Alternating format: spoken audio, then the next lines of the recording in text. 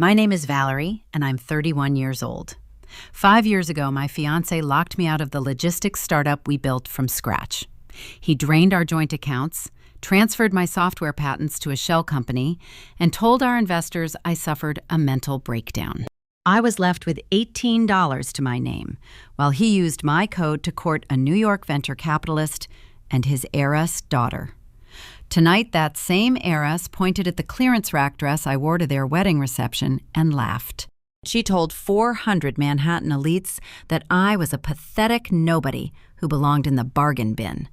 What she did not know was that while she spent her days trying on designer gowns, I spent the last 5 years quietly buying up her father's corporate debt. And before the orchestra finished playing, I would foreclose on their entire empire. Before I explain exactly how I dismantled their lives, please take a moment to like and subscribe to Cherry Vengeance, but only if this story truly resonates with you. Tell me your age, your location, and your local time in the comments. I love knowing who is listening right now.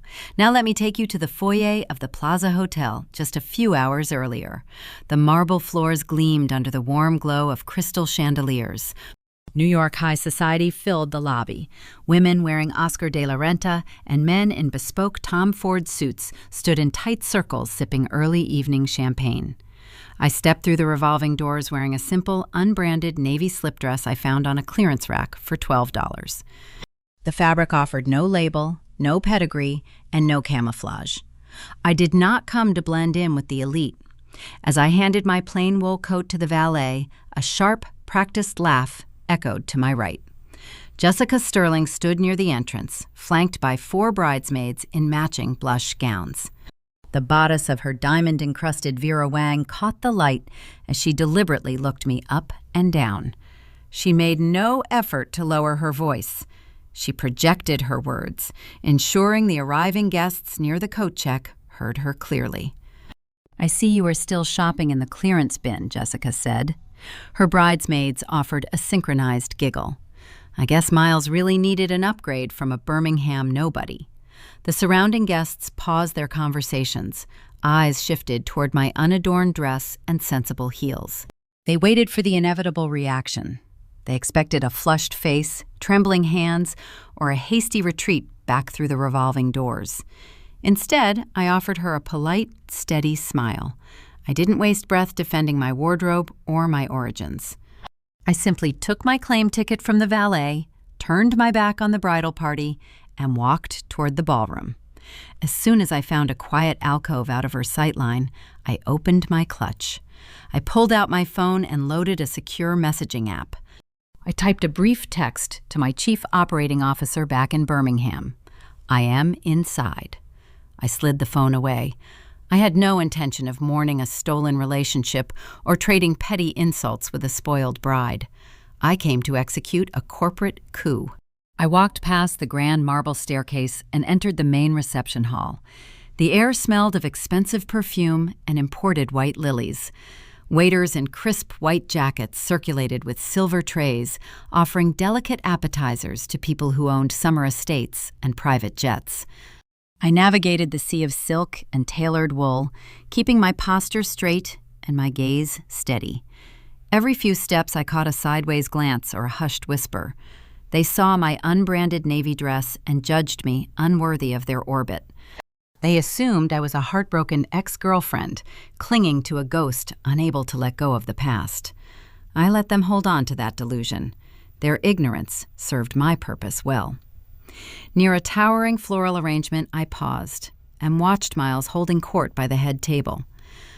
He smiled that signature polished smile, handing a drink to a prominent venture capitalist. He looked every inch the self-made tech visionary. 5 years ago, that same smile convinced me we were building a future together. We were partners in a cramped studio apartment living on cheap coffee and sheer ambition. I spent 18 hours a day writing the architecture for a logistics program designed to revolutionize industrial supply chains. My code optimized shipping routes, predicted warehouse shortages, and streamlined freight operations with unprecedented accuracy. I was the architect who built the engine. Miles was the salesman who painted the car. When we secured our first multi-million-dollar logistics contract, I thought our struggle was over. I believed we had finally won.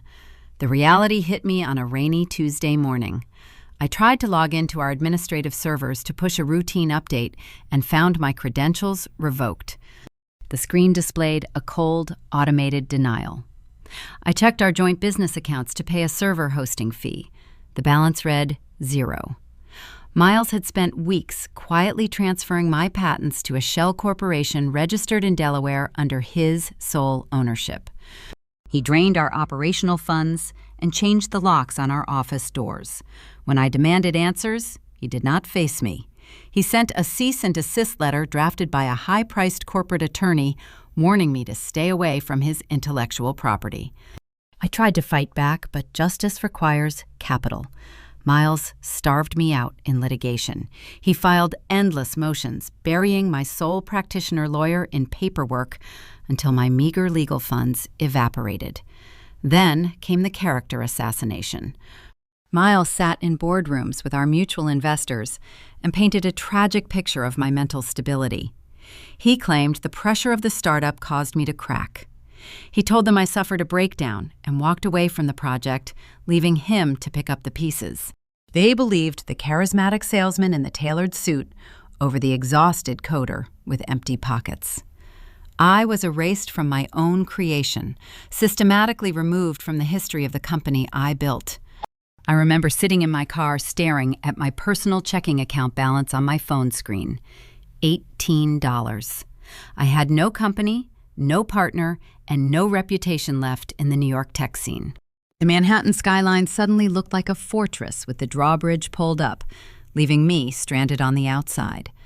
But as I stared at the towering glass buildings, I realized something Miles and his new elite circle did not understand. Software is merely an instruction manual. Code is fragile. It requires a physical world to manipulate. A logistics program is useless without the actual trucks, the loading docks, and the steel to move the freight. I packed my remaining clothes into my trunk and drove south, leaving the glittering skyline behind. I headed to Birmingham. While Miles schmoozed in Manhattan country clubs, passing off my genius as his own to court Jessica and her billionaire father Richard Sterling, I traded my keyboard for a hard hat. I started at the bottom of a regional shipping firm. I learned the physical reality of the supply chains my software governed. I worked 90-hour weeks in steel mills and freight yards, understanding the lifeblood of industrial commerce. I did not write new software. I focused on acquiring the hardware. Within 3 years, I leveraged my insider knowledge of logistics to secure a management buyout of a struggling freight network. I turned a failing enterprise into a regional powerhouse by optimizing routes manually using the very algorithms I had memorized. I expanded into warehousing, acquiring the exact distribution centers that major shipping companies relied upon. I bought trucking fleets and secured exclusive contracts with steel manufacturers. I built Apex Industrial from the ground up, turning it into a titan that controlled the very arteries of the regional supply chain. Miles had stolen the brain, but I had spent 5 years quietly buying the heart, the lungs, and the limbs. His stolen logistics software, the crown jewel of his upcoming initial public offering, was designed to operate within the specific framework of the warehouses I now owned. He had no idea that the physical infrastructure his entire tech valuation rested upon belonged to the woman he discarded. The code he planned to sell to Wall Street required access to my shipping lanes and my loading docks to function. I took a sip of sparkling water from a passing tray and watched Jessica drape her arm around Miles. They were celebrating a victory built on a stolen foundation, unaware that the ground beneath them belonged to me. The string quartet shifted to a lively waltz, but the music felt distant. I observed the guests mingling around the room. These were people who traded imaginary numbers on digital screens, who valued brand names and pedigree over tangible work. They believed wealth was an inherent right, shielded from consequence. They looked at my $12 slip dress and saw poverty. I looked at their designer suits and saw leverage. They were comfortable, secure in their high society bubble, and entirely unprepared for a reckoning. The contrast fueled the quiet fire in my chest. A shadow fell across my path, blocking the warm glow of the chandeliers overhead. The crowd parted slightly, making way for a man who commanded the room, not with charm, but with the blunt force of immense wealth. Richard Sterling, the patriarch of the Sterling Empire and the billionaire funding Miles, stopped 2 feet in front of me. His tailored suit cost more than the average American car, and his eyes held the cold calculation of a man accustomed to crushing obstacles. He swirled amber liquid in a crystal glass, evaluating me like a bad investment he intended to liquidate. The real battle was about to begin. The scent of aged oak and expensive scotch arrived a fraction of a second before the man himself. Richard Sterling did not navigate crowds. He simply walked forward, and the room naturally parted around him. He was a man who had spent 6 decades converting inherited wealth into a weapon. His posture held the rigid certainty of someone who had never been told no. He trapped me in the alcove near a towering pyramid of crystal coupes. A waiter discreetly poured a golden vintage into the top glass, watching the liquid cascade down the tiers. Richard stood close enough to block my exit. He held a crystal tumbler of single malt, a pour that likely cost more than my entire wardrobe. His eyes swept over my unbranded slip dress. I could see his mental calculator working, categorizing me, assigning a monetary value, and concluding I was a liability. "Miles warned me you might try something like this," Richard said. His voice was a low, calculated rumble, engineered to intimidate without drawing the attention of nearby guests. It is a common symptom of the discarded. You see a life you could have had, and you show up hoping to catch a few crumbs from the table. I kept my gaze fixed on his. I did not step back. I did not cross my arms. Defensive body language is blood in the water for men like Richard. Instead, I held my glass of sparkling water with relaxed fingers. I am not here for crumbs, Richard. I am just enjoying the architecture. The plaza has a fascinating history of hosting people who overestimate their permanence. His jaw tightened. Humor and defiance were not variables he factored into his equation. He expected tears. He expected a frantic plea for justice or a screaming fit he could easily dismiss by calling security. My stillness disturbed his rhythm. "Let us skip the brave face routine," he countered, taking a slow, deliberate sip of his scotch. "You are a broke coder who got outplayed. It happens every day in this city. New York chews up naive kids from the Midwest and spits them out." Miles had the vision to take your little project and scale it for the big leagues. He found the right backing. He found me. You should have walked away quietly 5 years ago. Now you are crashing a billionaire wedding in a cheap dress, trying to stir up ghosts. He leaned a fraction of an inch closer, dropping the polite veneer. "I am going to make this very clear for you, Valerie.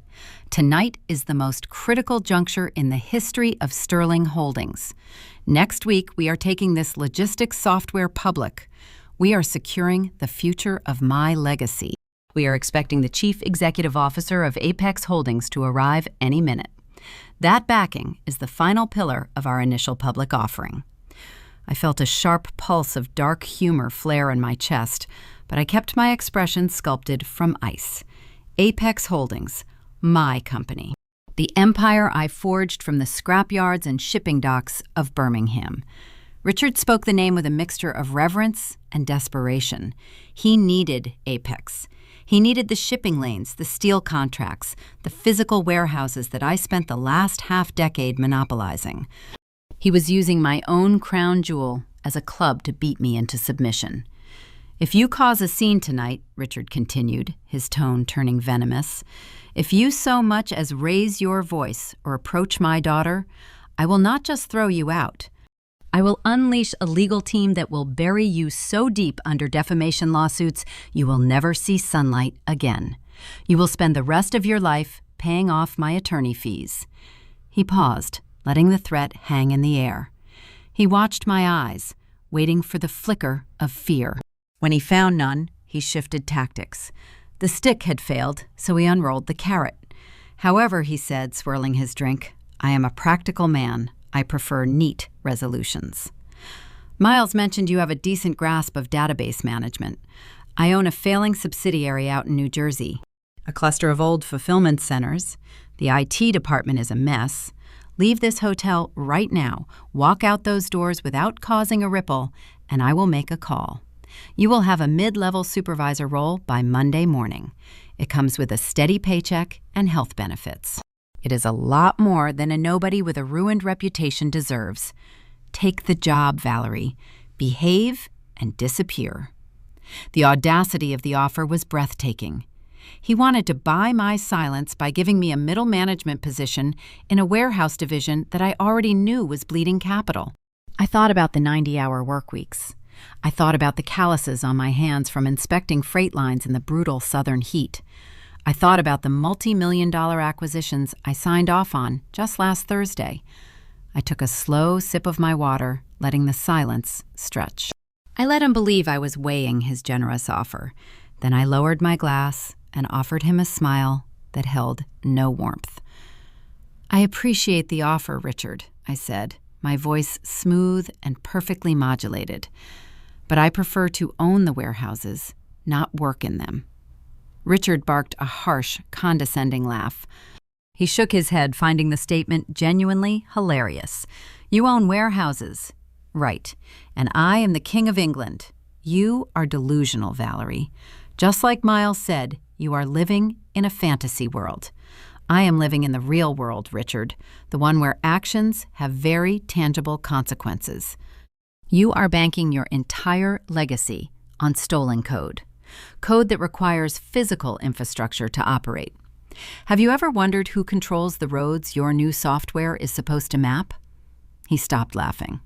A faint shadow of confusion crossed his features before arrogance washed it away. He did not have the capacity to connect the dots. His ego prevented him from seeing the predator standing in his presence.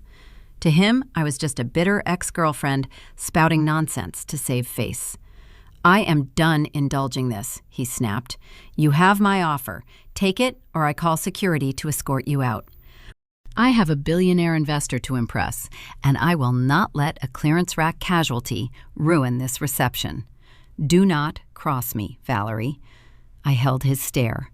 I would not dream of causing a scene, Richard, I replied, the cadence of my words slow and deliberate. In fact, I would not miss the Apex deal for the world. Richard scoffed, shaking his head in sheer disbelief at my apparent stubbornness. He turned his back on me, dismissing my existence. He adjusted his tailored jacket, checked his diamond-studded watch, and strode away to rejoin the elite crowd searching the room for a phantom chief executive he would never find. I watched him walk away, savoring the final moments of his ignorance. He was a man walking onto a battlefield armed with a paper sword. He believed wealth was an impenetrable shield.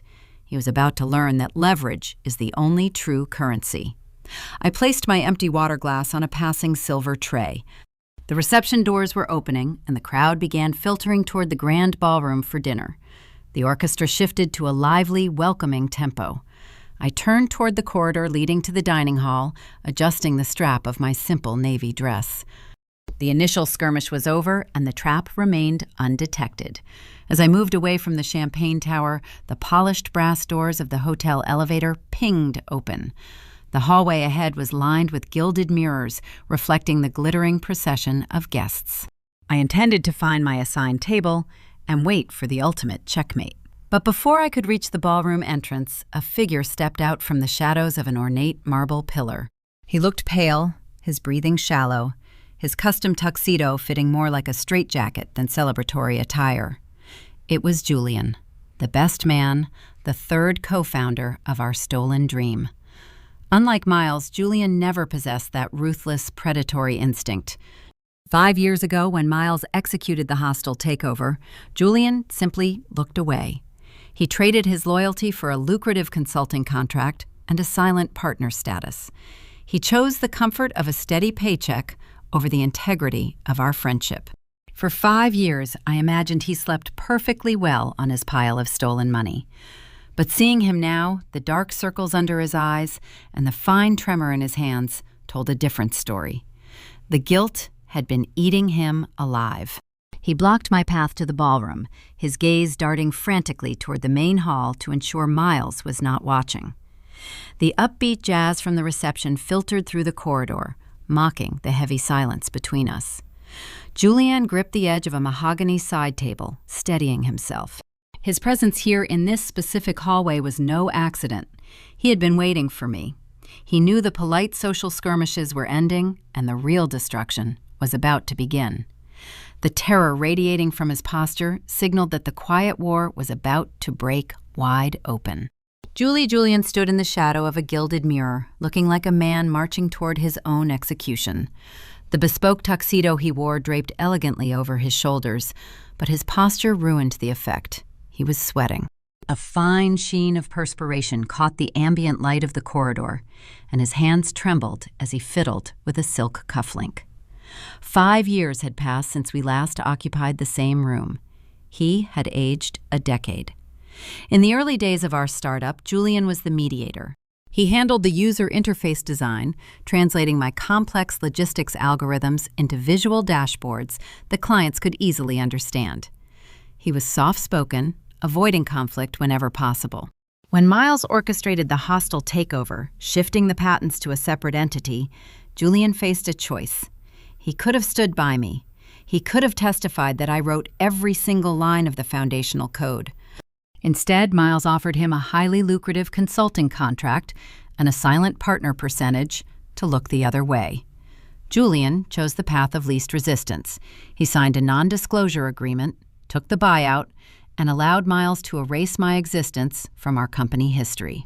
"Valerie," he whispered, his voice cracking on the syllables. He took a hesitant step forward, glancing over his shoulder toward the main reception hall. I stopped walking. I did not cross my arms or display any outward hostility. I merely observed him the same way an auditor reviews a ledger filled with errors. "Hello, Julian. You look unwell." He let out a hollow, humorless laugh, running a hand through his carefully styled hair. "I feel unwell. I have felt unwell for half a decade." He leaned against the wall as if his legs could no longer support his weight. "I saw you talking to Richard Sterling near the Champagne Tower. I saw the way he looked at you." They have no idea, do they? They think you are just a ghost showing up to haunt them. I remained silent, allowing him to fill the empty space. People burdened by a guilty conscience abhor silence. They will inevitably speak to alleviate their own discomfort. "Miles is going to announce the initial public offering tonight," Julian continued, his words rushing out in a frantic stream. "He's taking the software public under the Sterling portfolio. Wall Street is projecting an astronomical valuation. And every single time I look at the prospectus, I see your routing protocols. I see the late nights you spent debugging the freight parameters. Miles does not even understand the math behind the architecture. He just memorizes the pitch deck." He looked down at his polished leather shoes. "For 5 years, I told myself the money would make it bearable. I bought a penthouse in Tribeca. I bought a sports car I never drive. But every time I cash a dividend check, I remember the day we locked you out of the servers. I remember you standing in the rain outside our office while Miles told the building security you were a disgruntled former contractor." Julian raised his eyes to meet mine. They were red-rimmed and desperate. "I cannot do this anymore, Val. I cannot stand on that stage tonight, raise a glass of champagne and tell 400 people that Miles is a visionary. I cannot watch him hand your legacy to Richard Sterling." The confession hung in the quiet corridor. He was seeking absolution. He wanted me to tell him I understood, to offer some comforting platitude that would release him from the prison he built for himself. I had no intention of providing that relief. Forgiveness is a luxury afforded to those who have actively tried to repair the damage they caused. Julian had merely profited from my destruction while feeling sad about it. "Guilt is a useless emotion, Julian," I said, keeping my tone even and measured. "It changes nothing. It simply allows you to feel moral while continuing to benefit from a crime." You are the best man tonight. You have a role to play. I know he choked out, brushing a bead of sweat from his temple. But why are you here? You did not come to this wedding to eat dry chicken and watch Jessica flaunt her diamonds. You are planning something. I can see it in your eyes. I opened my modest clutch. The smooth leather parted, revealing only a few items: a phone, a tube of lipstick, and a small, sleek piece of brushed metal. I reached inside and retrieved the custom encrypted flash drive. It possessed no flashing lights or colorful branding. It was a dense, heavy object, carrying the weight of 5 years of survival resilience and meticulous preparation. I stepped closer to him, invading his personal space just enough to command his full attention. I extended my hand, holding the drive between my thumb and index finger. You do not have to live with the guilt anymore, Julian, I said, my voice dropping to a cool, steady whisper. You have a toast to deliver, a speech where you are expected to share memories of the groom and celebrate his character. Julian stared at the metal drive. He did not reach for it immediately. He knew exactly what kind of device I was offering. It was a digital grenade. What is on it? He asked, his breathing turning shallow. The truth, I replied, raw, unedited reality, everything required to correct the historical record. I am giving you a choice, Julian. You can walk into that ballroom, stand at the podium, and continue being the coward who took the buyout. You can toast to a thief and spend the rest of your life medicating your conscience. Or you can take this drive and finally prove that you possess a spine. He swallowed hard, his eyes darting between my face and the small silver rectangle. I am not asking you to hack into their servers or commit corporate espionage. I continued, pressing the advantage. I already did the hard work. All you have to do is plug this into the media port on the podium when you step up to speak. Julian slowly raised his trembling hand. He hesitated for a fraction of a second before closing his fingers around the metal casing. The drive vanished into the palm of his hand. They will ruin me, he whispered, clutching the device against his chest. Richard Sterling will unleash his legal team on me. Miles will destroy my reputation. I tilted my head, studying his frightened expression. Miles and Richard are about to have much bigger problems than a rogue groomsman. By the time the night is over, they will be fighting for their own survival. You are making the right choice, Julian. Just plug it in when it is time for your toast. I did not wait for his affirmation. I turned my back on him and resumed my walk toward the grand dining hall. The heavy oak doors stood open, welcoming the guests into a spectacle of extreme wealth. I crossed the threshold and absorbed the sheer scale of the venue. The ballroom was a masterpiece of excess. Thousands of imported white orchids draped from the ceiling, creating a floral canopy that smelled overwhelming and thick. Crystal chandeliers cast a warm golden light over 40 circular tables draped in pristine silk linens. A 12-piece orchestra played a lively jazz tune on a raised stage, setting a festive, triumphant mood. Waiters in formal attire glided between the tables, carrying bottles of vintage wine and silver platters of artisanal bread. The Manhattan elite found their seats, laughing and exchanging business cards, mixing social pleasantries with corporate networking. It was an ecosystem built on appearances where status dictated every interaction. I found the seating chart displayed on an ornate golden easel near the entrance. My name was listed at the very bottom in small, elegant script. Table 32. I navigated the crowded floor, moving away from the prime real estate near the bridal party. Table 32 was situated in the darkest corner of the room, wedged uncomfortably close to the swinging doors of the catering kitchen. Every time a waiter passed, the clatter of industrial dishwashers and shouted culinary orders bled into the dining area. It was a deliberate placement. Miles and Jessica wanted me present to witness their glory, but hidden away like an embarrassing secret. I took my seat at the cramped table, joining a group of distant elderly relatives and junior associates who clearly held no importance in the Sterling social hierarchy. They barely acknowledged my arrival, too absorbed in complaining about the draft from the kitchen doors. At the front of the room, the orchestra suddenly ceased playing. The lighting shifted, plunging the guest tables into a soft, dim glow, while a brilliant spotlight illuminated the head table. The room quieted down, anticipating the evening formalities. Jessica Sterling rose from her seat. Her Vera Wang gown caught the spotlight, shimmering like crushed ice. She held a microphone in one hand and a flute of champagne in the other. She looked out over the sea of 400 guests, a victorious smile stretching across her face. She tapped the microphone twice, ensuring she had the undivided attention of every billionaire investor and socialite in the room. Her eyes scanned the tables, bypassing the front rows and staring directly into the dark corner where I sat.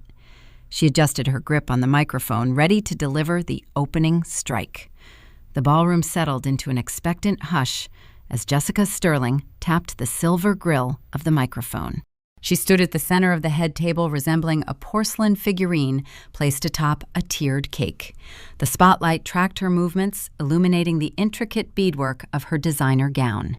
She possessed the practiced posture of a woman who had never waited in line, never checked a price tag, and never apologized for taking what belonged to someone else. Beside her, Miles offered a handsome, supportive grin, acting the part of the devoted groom. He looked entirely in his element, surrounded by towering floral centerpieces and wealthy venture capitalists. I watched them from the shadows of Table 32, the swinging kitchen doors occasionally sending a draft of warm air against my back. Jessica cleared her throat, her voice echoing through the state-of-the-art sound system. She began with the expected pleasantries. She thanked the attendees for flying in from overseas.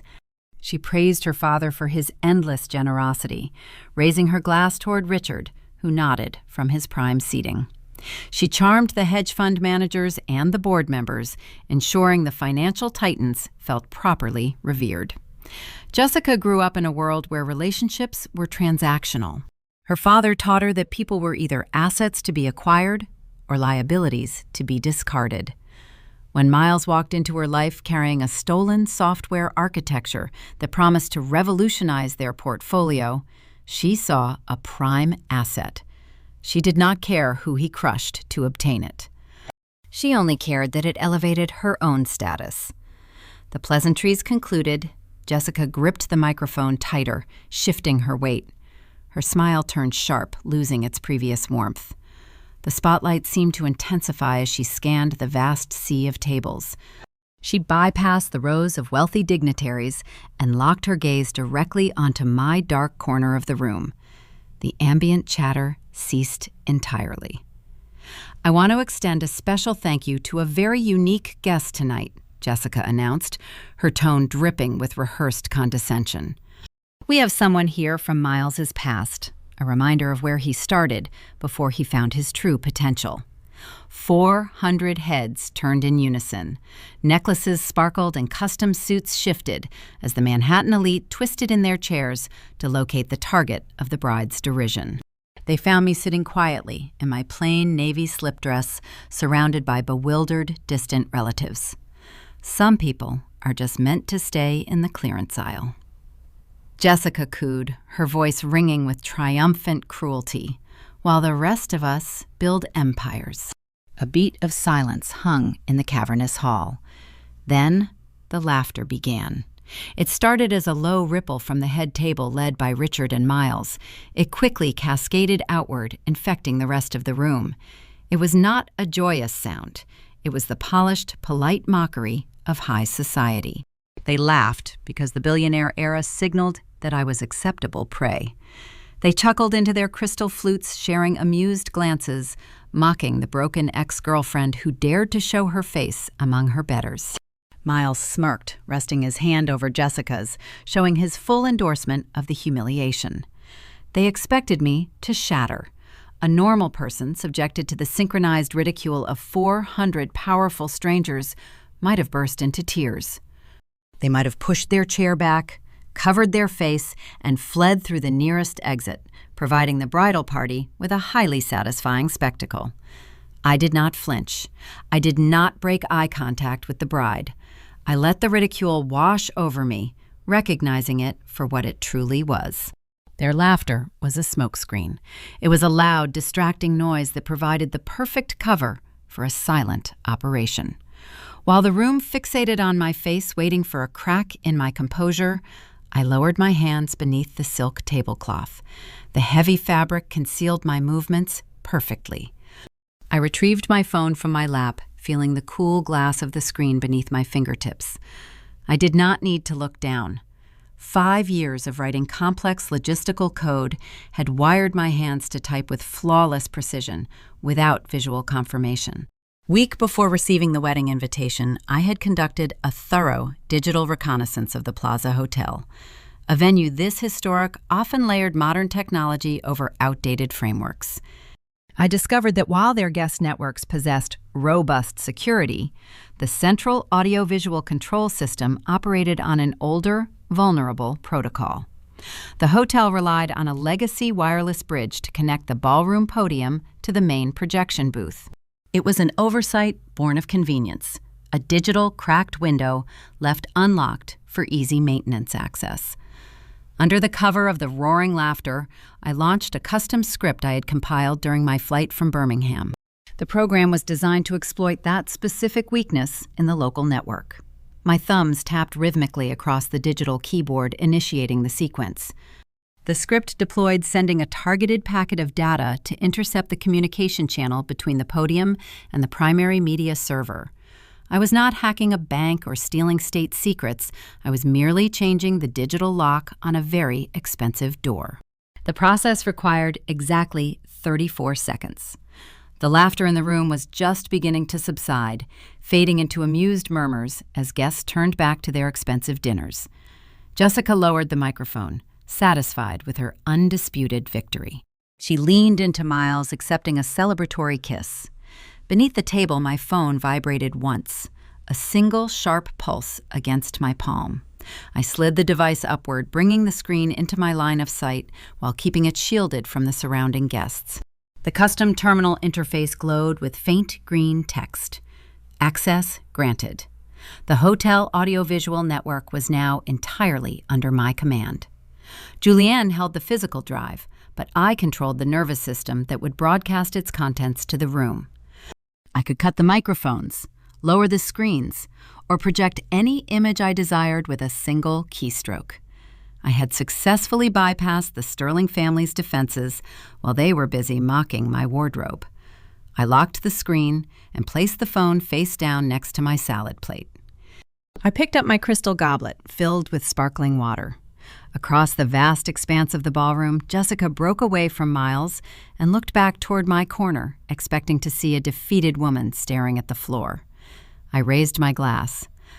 I held it high, offering a silent, steady toast directly to the bride. My expression remained placid, an ocean of calm reflecting her own hostility back at her. Jessica's victorious smile faltered for a fraction of a second. A tiny crease appeared between her brows. She did not understand why the prey was not acting like prey. She quickly recovered, forcing a dismissive scoff before turning her attention back to her wealthy admirers. She assumed my raised glass was a pathetic attempt to save face, a final, desperate gesture of a woman who had lost everything. She was profoundly wrong. My toast was an acknowledgement of a successful infiltration. The trap was fully armed. The detonator sat quietly beside my dinner fork. The orchestra resumed playing a lively, sophisticated tempo intended to accompany the primary dinner service. Waiters pushed through the swinging kitchen doors behind me, carrying trays of seared filet and roasted seasonal vegetables. The aroma of rich sauces and truffles filled the air. The social ecosystem of the ballroom reset itself, shifting from public spectacle to private networking. However, the tranquility at the head table was already fraying. From my vantage point, I possessed a clear view of the structural hierarchy. Richard Sterling sat at the center holding court, but his eyes kept darting toward the main entrance. He checked his diamond-studded watch, his jaw clenching with growing impatience. Beside him, Miles abandoned his celebratory posture. He pulled his phone from his tuxedo pocket, his thumbs moving rapidly across the screen. He leaned over to whisper something urgent into his father-in-law's ear. Richard's expression darkened. The billionaire set his jaw, shaking his head, and gesturing toward the empty reserved seats situated near the front of the stage. The guest of honor had not arrived. The entire evening, the grandiose speeches and the projected initial public offering relied on the presence of the Apex Industrial chief executive. Miles needed that signature to validate his stolen software. Richard needed that alliance to secure his over-leveraged investments. They had reserved the best table, poured the finest champagne, and prepared their most persuasive pitches for a phantom. Miles stood up from his chair, smoothing his tuxedo jacket with erratic, nervous movements. He stepped away from Jessica, ignoring her confused inquiry, and paced the short distance behind the head table. He stared intently at his phone screen, waiting for a response that would determine his future. The panic was beginning to set in. The orchestrator of my ruin was finally starting to lose control of his own narrative, unaware that the author of his impending destruction was watching his every move from the clearance aisle. The main course arrived at the tables on heavy silver platters, but the appetite at the head table had vanished entirely. Richard Sterling gripped his crystal goblet tight enough to turn his knuckles a translucent white. He leaned toward his new son-in-law, his face flushed with a quiet, contained fury. The two men stared at the empty reserved seats situated just below the stage. Those chairs were designated for the executive leadership of Apex Industrial. 5 years ago, when Miles locked me out of our startup, he acquired a brilliant algorithm. He took ownership of the digital maps, the complex routing logic, and the predictive models I built from scratch. However, a digital map holds zero value without a physical road. He spent half a decade trying to sell my software to venture capitalists, but every intelligent investor asked the same pressing question. They wanted to know how this digital framework would integrate with real-world shipping infrastructure. Miles needed a physical partner to validate his stolen code. He needed a titan of industry to adopt the software and prove it functioned on a national scale. That is why he spent the past 6 months courting my company down in Birmingham. He engaged with my corporate liaisons and my legal team, attempting to secure a partnership.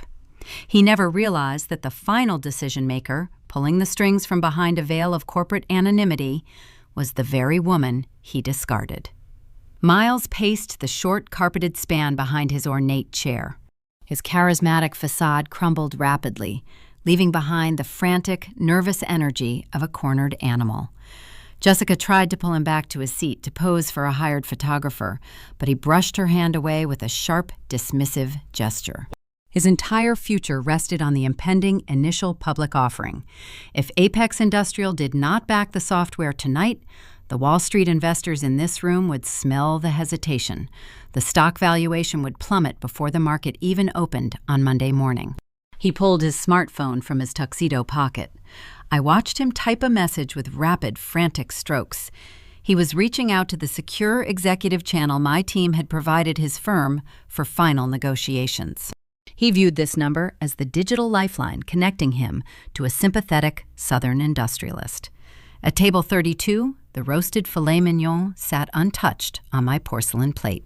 The distant clatter of the kitchen staff washing dishes provided a steady, rhythmic background noise, contrasting with the string quartet playing a soft melody. My phone rested silently near my water glass. A soft hum vibrated through the dark screen, followed by a single, brief notification. I did not rush to pick it up. I took a polite bite of steamed asparagus, chewing slowly, while the prominent hedge fund manager at table 4 laughed loudly at a shared joke. I wiped my mouth with the white linen napkin, then finally turned over the device. The screen displayed a direct message from the groom. "We are taking our seats. The ceremony is concluding and the major announcements are scheduled in 20 minutes.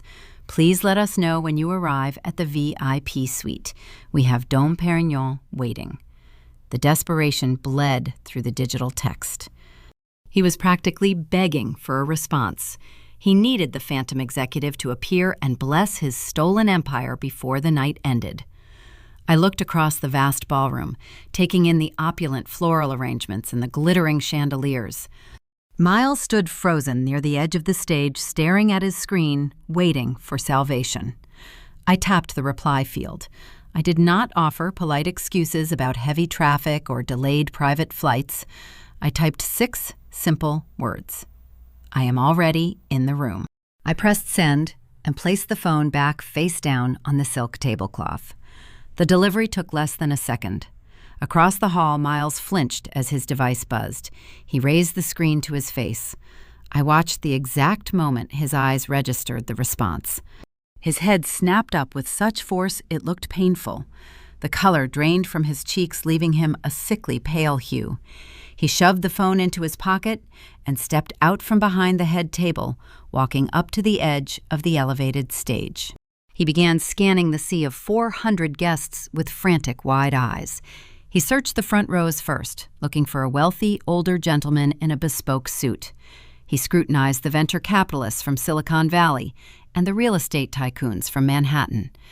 He evaluated every silver-haired billionaire and every polished corporate raider sitting in the prime real estate of the ballroom. His gaze swept over the sparkling diamond necklaces and the tailored silk jackets. He analyzed the posture of every powerful individual, trying to identify the apex predator who held his fate. His eyes washed right over my dark corner. He looked past the kitchen doors, past the distant elderly relatives, and past the woman in the $12 navy slip dress. The thought that the chief executive of a billion-dollar industrial firm would sit in the clearance aisle was unfathomable to his class-obsessed mind. He conditioned himself to associate power with visible wealth and flashy displays of status. He could not comprehend that true power often operates in the shadows, requiring no validation from a tailored suit or a reserved front-row seat. He expected a loud, arrogant titan to announce their arrival with fanfare. He never suspected the silent architect plotting his demise from the shadows. The psychological torture settled over him like a heavy, suffocating blanket. He knew the person controlling his destiny was watching him right now. He knew the phantom executive was observing his panic, judging his composure, and evaluating his worth. He tugged at his silk bow tie, suddenly struggling to breathe in the opulent room. He wiped a bead of sweat from his forehead, his eyes darting from table to table in a futile search for the unseen judge. The paranoia began to fracture his polished exterior. He suspected the older man drinking scotch near the ice sculpture. He suspected the quiet woman in the emerald gown taking notes on her phone. He suspected everyone and no one. Richard stood up from his chair, placing a heavy, demanding hand on his son-in-law's shoulder. The billionaire patriarch leaned in his face, a mask of barely suppressed rage. Richard demanded answers. He needed the apex commitment before he delivered his impending keynote address. The entire night was structured around this single, triumphant announcement. Miles shook his head, his eyes still darting frantically across the room. A man drowning in a sea of his own peers. He whispered a panicked response to Richard, gesturing vaguely toward the crowd and showing his father-in-law the text message. The billionaire's expression shifted from anger to sheer alarm. The color left Richard's face, mirroring the panic of the younger man. The invisible walls of their empire were starting to crack under the pressure of the unknown. They were trapped in a room filled with their most important investors, and the safety net they relied upon had just vanished into the crowd. The main course plates were being cleared away by the diligent waitstaff. The waiters began pouring fresh champagne for the upcoming toasts, signaling the transition to the next phase of the evening. Richard adjusted his jacket and stepped toward the primary microphone, his face hardening into a mask of pure, unadulterated arrogance. He realized he could not wait for the phantom executive to reveal themselves. He decided to gamble everything on a public bluff, attempting to force the unseen partner into the light by declaring the victory prematurely. He believed his sheer force of will could manifest the outcome he desired. He stood tall, gripping the edges of the podium, preparing to sell a lie to the wealthiest individuals in the city. He remained blissfully unaware that his financial executioner was already calculating the final stroke, resting her hands quietly on the linen tablecloth, waiting for the perfect moment to pull the lever. The waitstaff in their crisp uniforms moved swiftly through the ballroom, clearing the final dessert plates from the tables.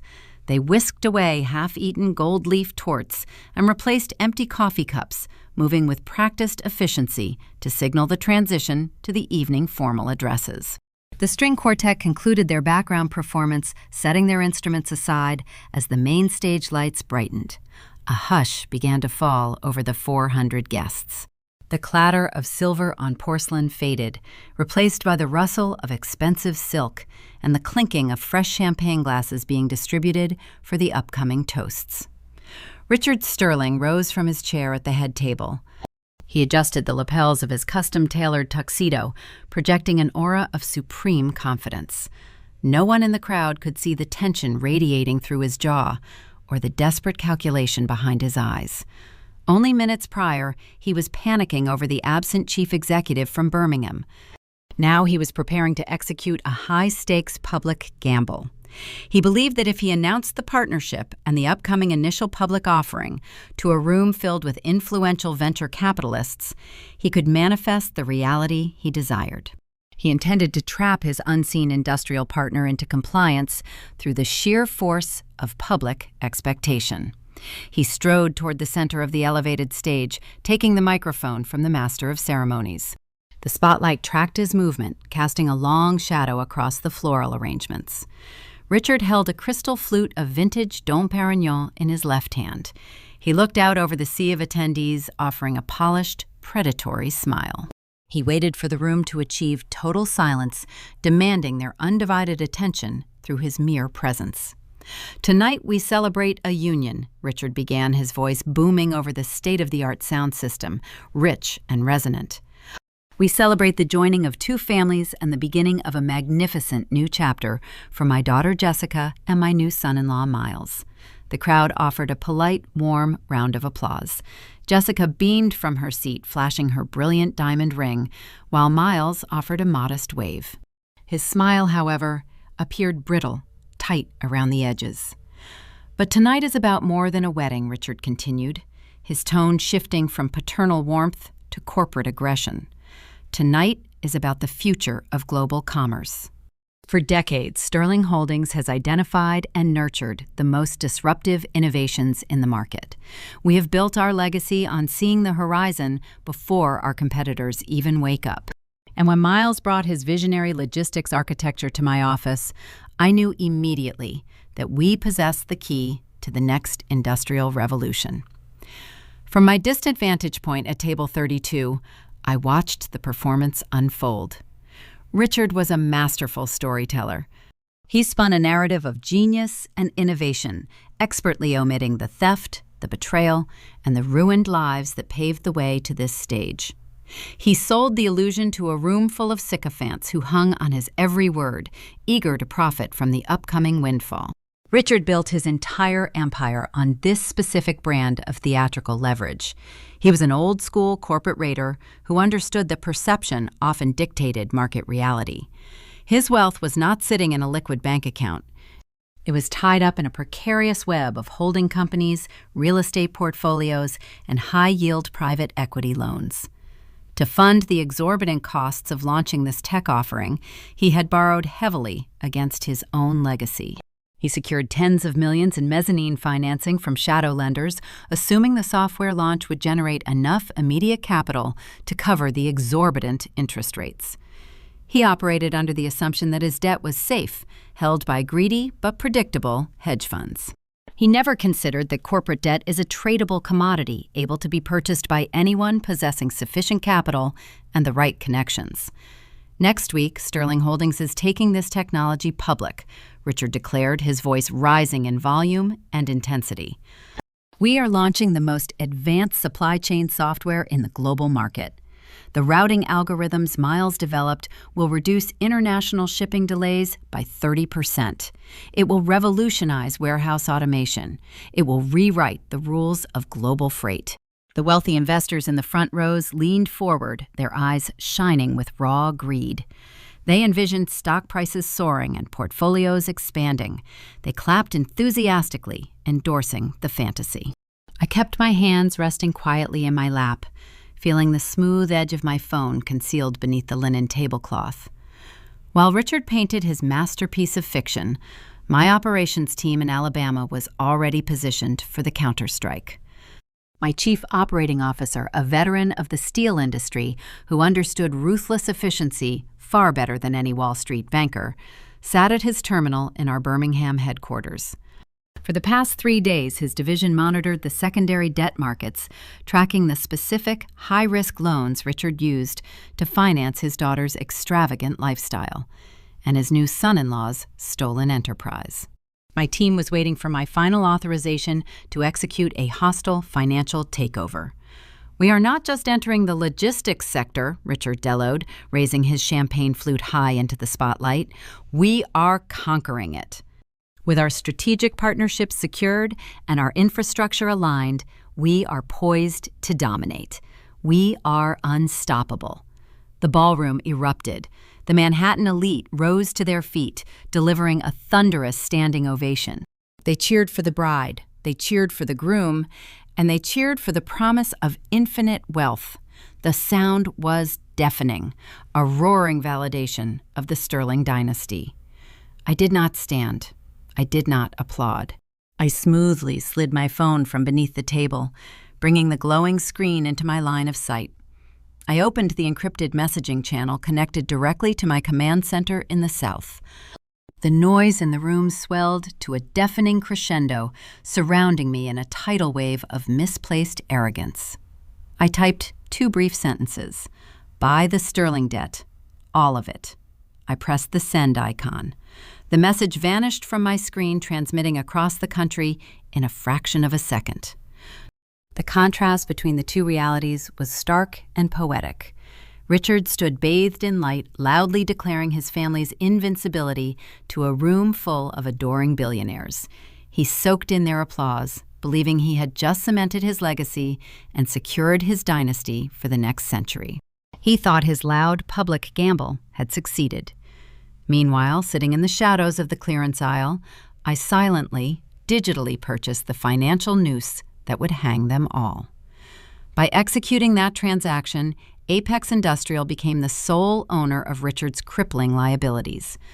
The trap was now fully constructed and armed. Corporate debt agreements feature strict protective covenants designed to shield the lender. The specific loans Richard signed contained a standard material adverse change clause. This legal provision allowed the debt holder to demand immediate repayment in full if the borrowing company committed fraud or suffered a catastrophic blow to its public reputation. The moment the true origins of the logistics software came to light, the clause would activate. Richard would owe me $80 million before the sun rose over Manhattan. The roaring applause slowly began to subside. Richard took a triumphant sip of his vintage champagne, basking in the fading cheers, before returning to his seat at the head table. He clapped Miles on the shoulder, offering a firm, approving nod. The groom managed a weak smile, still sweating, still glancing nervously toward the ballroom doors, hoping his phantom savior would soon appear. The master of ceremonies stepped back to the podium, adjusting the microphone stand. He requested the guests return to their seats and fill their glasses for the final presentation of the evening. "Ladies and gentlemen," the master of ceremonies announced, his voice smooth and professional, "we have heard from the father of the bride. Now it is time to hear from the man who stood by the groom from the very beginning. Please welcome our best man to the stage."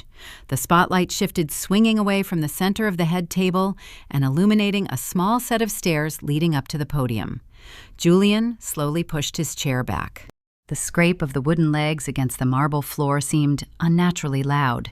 He stood up, swaying slightly, his face a sickly pale shade that contrasted sharply with his dark, bespoke tuxedo. He clutched his hands together to hide their violent trembling. He looked terrified, a man walking toward a precipice with no safety net in sight. He took his first hesitant step toward the stage, carrying the digital grenade I had placed in his palm. The final sequence was about to begin. The string quartet began to play a gentle melodic introduction, signaling the start of the final speeches. The soft notes drifted over the remaining murmur of the crowd, creating a deceptive atmosphere of warmth and celebration. Julia Lan navigated the narrow spaces between the circular tables, moving with the rigid stiffness of a soldier marching into hostile territory. His custom-tailored tuxedo hung flawlessly on his frame, yet he appeared as though he were suffocating beneath the silk lapels. He kept his eyes fixed strictly on the wooden podium ahead, avoiding the inquisitive gazes of the Manhattan elite seated around him. Back in our early startup days, Julian served as our resident diplomat. He possessed a natural talent for smoothing over rough edges and translating complex technical jargon into digestible concepts for potential clients. When Miles demanded aggressive expansion and I insisted on refining the software architecture, Julian was the one who mediated our disputes. He hated tension. He hated confrontation. His entire personality was built around finding the path of least resistance. When Miles executed the corporate theft and offered him a lucrative buyout, Julian simply took the easy way out. He accepted the money and traded his integrity for a penthouse and a quiet life. For 5 years, he maintained that cowardly silence. But walking toward the stage tonight, every step he took was a conscious, painful rejection of his own nature. At the head table, Miles settled back into his chair, projecting an aura of relaxed confidence. He draped his arm over the back of Jessica's seat, holding a fresh glass of champagne. He looked entirely prepared to receive his rightful adulation. Miles anticipated a standard best man tribute filled with humorous fraternity anecdotes and embellished tales of their grueling early days in business school. He needed this speech to cement his image as a rugged, self-made innovator in front of the assembled venture capitalists. The myth of the lone tech genius starting from scratch was a highly marketable narrative, and Miles expected Julian to sell that story flawlessly. Jessica signaled the passing waiter for another drink. Her posture relaxed and bored, entirely ready to pose for the hired photographers hovering near the stage edge.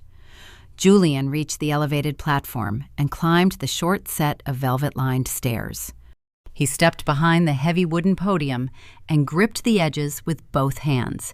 His knuckles turned a pale, translucent white under the harsh glare of the stage lights. He leaned toward the microphone and cleared his throat. The sharp sound echoed through the vast, cavernous hall, cutting through the remaining ambient chatter.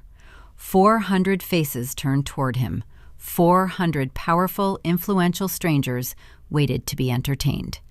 Julian stood frozen for a long, agonizing second. The silence stretched, becoming heavy and uncomfortable. Down in the front rows, several investors exchanged confused glances. At the head table, Miles offered an encouraging nod, urging his former friend to begin the performance. Julian slowly raised his head. He did not look at the groom or the billionaire patriarch. He scanned the distant shadows of the room. His eyes swept past the glittering centerpieces and the crystal chandeliers, searching the perimeter until he found table 32. He found me sitting quietly in the clearance aisle, holding my water glass. I offered no reassuring smile and no supportive nod. I simply watched him, expecting him to fulfill his obligation. My stillness provided the anchor he desperately required. Miles and I started in a garage. Julian began, his voice carrying a faint initial tremor. A few polite chuckles rippled through the audience. They recognized the classic opening line of a corporate success story. They leaned forward, eager to hear how the young prodigies conquered the business world. Julian took a deep, slow breath. The tremor in his voice vanished, replaced by a sudden, chilling clarity. "We had nothing," he continued, speaking with a deliberate, measured cadence. "We had no funding. We had no industry connections. We barely had enough money to keep the electricity running. We were just two guys trying to figure out how to build something larger than ourselves." Miles beamed from his seat. He raised his champagne flute in a silent salute, bathing in the romanticized fiction of their early struggles. He played the part of the humble victor perfectly. "But we had a partner," Julian said, his tone shifting slightly, growing heavier and more profound. "We had a partner who possessed everything we lacked." Julian paused, letting the words hang in the silent room.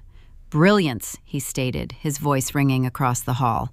Integrity, a vision that went far beyond profit margins and venture capital meetings. A broad, confident smile spread across Miles's face. He nodded slowly, acknowledging the high praise.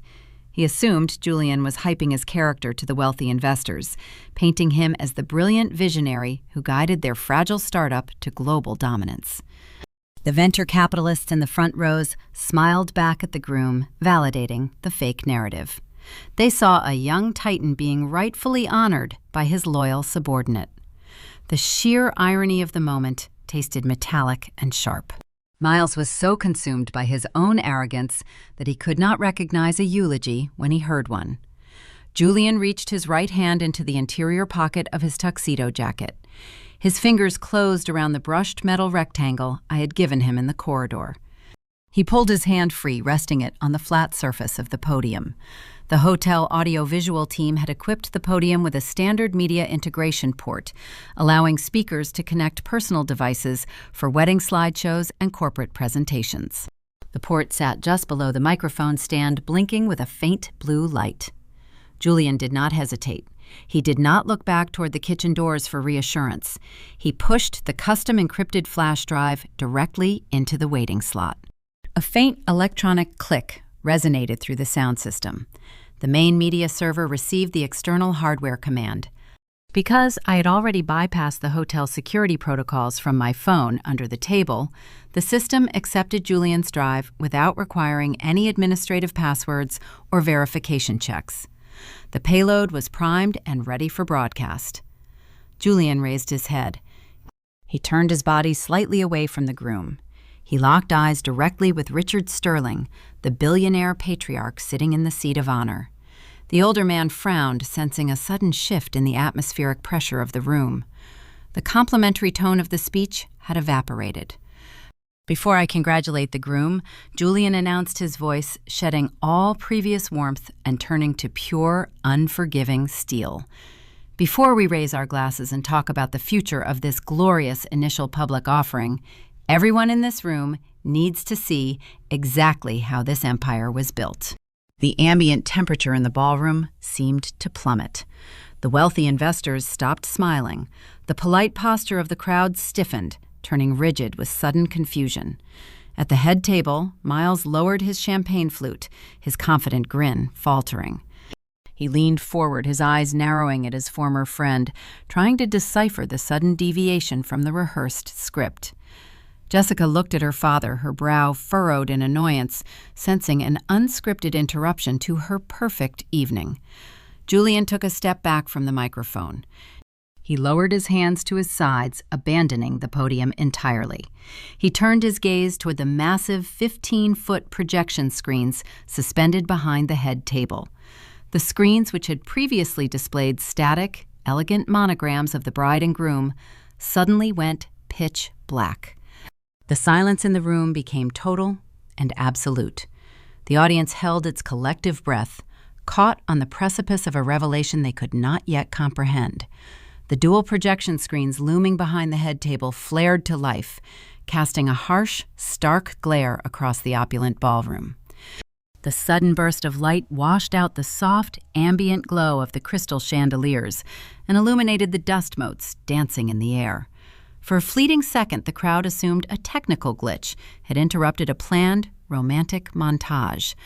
They expected to see carefully curated photographs of the bride and groom posing on sun-drenched yachts or smiling brightly at exclusive charity galas.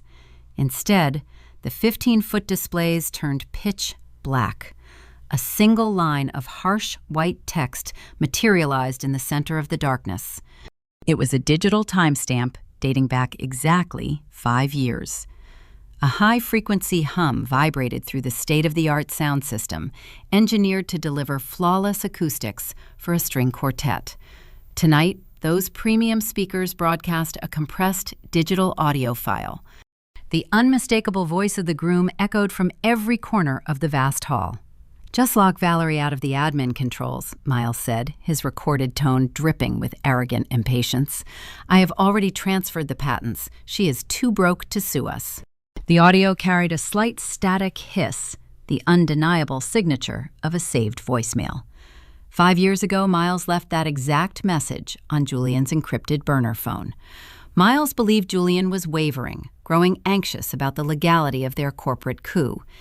He intended the message to sound reassuring, a confident directive from a visionary leader handling a minor administrative hurdle. He failed to realize that a thief can never truly trust an accomplice. Julian kept the recording securely archived, preserving it as a digital insurance policy in case the Sterling family ever attempted to cut him out of the lucrative consulting fees. Down in the front rows, the wealthy investors froze. The venture capitalists and private equity managers who had just applauded the groom mere minutes ago now sat paralyzed. Their trained analytical minds instantly processed the gravity of the words echoing around them. They heard the casual admission of intellectual property theft. They heard the calculated premeditation of a felony. At the head table, the color vanished from Miles's face, leaving him a sickly, hollow shade of gray. His hand went limp. The crystal flute slipped from his fingers, landing on the silk tablecloth with a dull thud. The expensive vintage champagne spilled across the pristine white fabric, soaking into the linen like a spreading stain. He stared at the towering screens above him, his jaw unhinged, stripped of his charming facade. Before the audience could fully process the auditory shock, the black screens transitioned. A scrolling email chain populated the massive displays. The text was magnified, rendering every technical detail and legal clause legible to the attendees seated hundreds of feet away.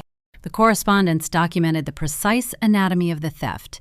It displayed the digital transfer of the logistics architecture, assigning my proprietary algorithms to a Delaware shell corporation. The metadata exposed the exact dates and the forged authorization signatures. For the corporate raiders and hedge fund managers occupying the premium tables, this was not merely a scandalous piece of family drama. This was a forensic roadmap of wire fraud. They read the legal maneuvers Miles utilized to strip the original creator of her equity. They saw the explicit instructions directing their corporate attorneys to bleed my meager resources dry through endless, frivolous motions. The illusion of the brilliant self-made innovator evaporated under the glaring light of undeniable documentation. Miles was exposed not as a tech prodigy, but as a common con artist wearing a bespoke tuxedo. The scrolling text faded, replaced by shaky amateur video footage. The setting on the screen shifted to a dimly lit, high-end cocktail lounge. The ambient noise of clinking glasses and muted jazz played underneath the main audio track. Julian had recorded this visual evidence months ago, resting his phone casually on a marble bar top to capture the bride in a moment of unguarded arrogance. Jessica Sterling appeared on the giant displays. Her face was flushed with expensive liquor and unearned triumph. She swirled a martini holding court in her exclusive social bubble, entirely unaware of the camera lens documenting her confession. Jessica grew up in a gilded ecosystem where consequences applied only to the lower classes. Her billionaire father taught her that the justice system functioned as a toll road, and the wealthy possessed an unlimited supply of currency. She viewed the law not as an instrument of fairness, but as a weapon to be wielded against anyone lacking the capital to defend themselves. We starved her out in litigation. Jessica bragged on the recording, her voice slurring slightly with intoxicating power. She could not afford a lawyer to fight us, so the code is ours. The bride laughed on the video, a sharp, mocking sound that echoed terribly through the stunned silence of the Plaza Ballroom. The recording showcased her profound lack of remorse. She did not merely benefit from the stolen software, she actively celebrated the destruction of the woman who built it. The video feed snapped off, returning the massive screens to a dead, silent, black void. For 10 agonizing seconds, no one in the 400-person hall dared to breathe. The festive atmosphere had been surgically removed, replaced by an overwhelming, suffocating dread. The opulent floral arrangements and the tiered wedding cake now felt like stage props in a surreal corporate tribunal. The silence shattered with a single, sharp noise. A heavy silver dinner fork slipped from the numb fingers of a prominent Wall Street banker, striking a china plate with a piercing ring. That metallic clatter acted as a starting pistol. The room descended into a frantic murmur. The polite, quiet whispers of high society were abandoned.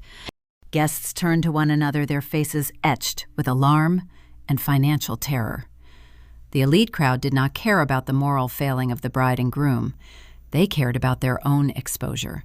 They cared about the impending Securities and Exchange Commission investigations. They cared that they were sitting in a room alongside men who had just publicly implicated themselves in a multi-million-dollar fraud scheme right before launching an initial public offering. Cell phones emerged from the interior pockets of tailored jackets and evening gowns. Screens lit up across the darkened ballroom like a swarm of fireflies. Investors frantically typed messages to their brokers, their risk management teams, and their legal counsel. They needed to execute emergency maneuvers to dump any private shares tying them to the Sterling portfolio before the markets opened on Monday morning. The social hierarchy of the room fractured irreparably. The untouchable golden couple sitting at the head table transformed instantly into radioactive liabilities. Richard Sterling remained rooted to his chair, his eyes fixed blindly on the dark projection screens. The billionaire patriarch who had just toasted to his own invincibility now grasped the catastrophic scale of the damage. His entire legacy rested upon the integrity of this logistics software. He had leveraged his real estate empire, borrowed tens of millions from shadow lenders, and staked his reputation on the genius of his son-in-law. Richard slowly turned his head to look at Miles. The billionaire did not offer support or paternal comfort. He looked at the groom with a cold, venomous hatred, reserved for a parasite that had just poisoned the host. He realized that the brilliant visionary he endorsed was a fraud who had handed their enemies the very rope needed to hang them all. At table 32, I remained perfectly still. I did not smile, and I did not gloat. I observed the destruction with the clinical detachment of an architect watching a controlled demolition. The foundation of their empire had been pulverized. Now I simply waited for the building to collapse. At the head table, Jessica slowly stood up. Her diamond-encrusted tiara caught the light, but her face was twisted into an expression of raw, unadulterated panic. The elegant heiress who mocked my clearance rack dress was about to realize that her protective bubble had just burst, leaving her entirely exposed to a hostile reality. The oppressive silence shattered into 1,000 frantic pieces. A shrill, piercing scream tore through the elegant acoustics of the Plaza Ballroom. The sound did not belong in a venue accustomed to polite applause and refined conversation. It was a raw, visceral shriek of pure panic. Jessica lunged forward from her seat at the head table. The flawless facade of the blushing heiress vanished in an instant. She scrambled toward the wooden podium, desperate to silence the undeniable proof of her guilt. Her designer gown became a sudden hazard. The layers of imported silk and heavy tulle tangled around her high heels. She stumbled hard, scraping her knee against the polished marble floor, but she did not stop. She crawled the final few feet, tearing at the wires connected to the microphone stand. She yanked the custom flash drive from the media port and threw it onto the ground, breathing heavily, her pristine makeup smeared across her face. She believed removing the physical hardware would stop the bleeding. She failed to comprehend that the drive was merely a temporary key. The digital door was already wide open. A heavy crash echoed from the center of the stage. Richard Sterling leaped to his feet with such force that his ornate mahogany chair flipped backward, striking the ground with a resounding crack. The billionaire patriarch possessed a face flushed a dangerous shade of crimson. The veins in his neck strained against the collar of his bespoke tuxedo. He was a man who had spent 6 decades bullying his way through corporate regulations and silencing his detractors with exorbitant legal settlements. He instinctively reached for his usual weapons of intimidation and denial. "It is a fabrication," Richard bellowed, his deep baritone voice booming across the panicked crowd. He waved his arms frantically, trying to physically block the view of the towering projection screens behind him. "It is a deep fake. a pathetic, desperate lie manufactured by a disgruntled former contractor. He gripped the edges of the table, leaning forward to project his authority over the room. Security, he demanded, pointing toward the exit doors. Seal the room. Find the technician who played that file and have them arrested for corporate espionage. We are the victims of a coordinated smear campaign. Richard expected the crowd to fall in line. He expected his wealthy peers to protect their shared financial interests by nodding along with his hastily constructed lie.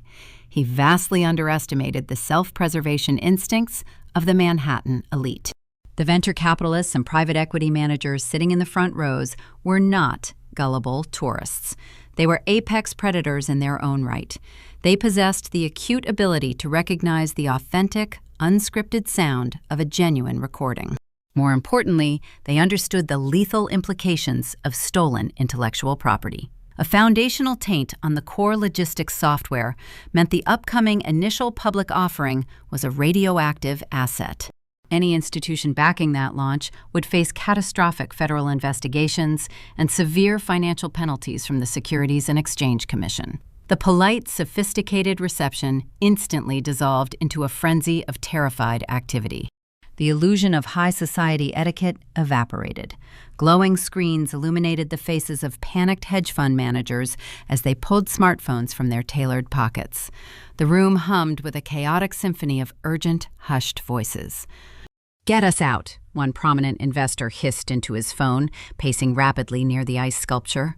"I do not care about the early withdrawal fees. Dump the sterling portfolio right now. Sell everything tied to his holding groups before the Asian markets open." Another executive bumped into a passing waiter, sending a tray of crystal champagne flutes crashing to the floor. The shattering glass went entirely ignored. "Cancel the wire transfers," the executive ordered her crisis management team, pressing a finger to her ear to block out the surrounding noise. The software patents are compromised. The entire initial public offering is a fraudulent shell. Cut all ties immediately.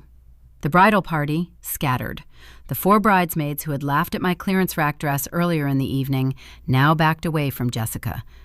They recognized that the sterling name had just transformed from a golden ticket into a social disease. They sought the nearest shadows, eager to distance themselves from the epicenter of the blast. Miles stood frozen near the podium. The charismatic groom resembled a hollow shell. His eyes were wide and vacant, staring out at the fleeing investors. The empire he attempted to steal was crumbling around him, and he possessed no skills to halt the destruction. He was merely a salesman who had lost his only product. I sat in the dim corner of the dining hall, observing the chaotic unraveling. The cramped seat near the kitchen doors provided the perfect vantage point to watch the mighty fall.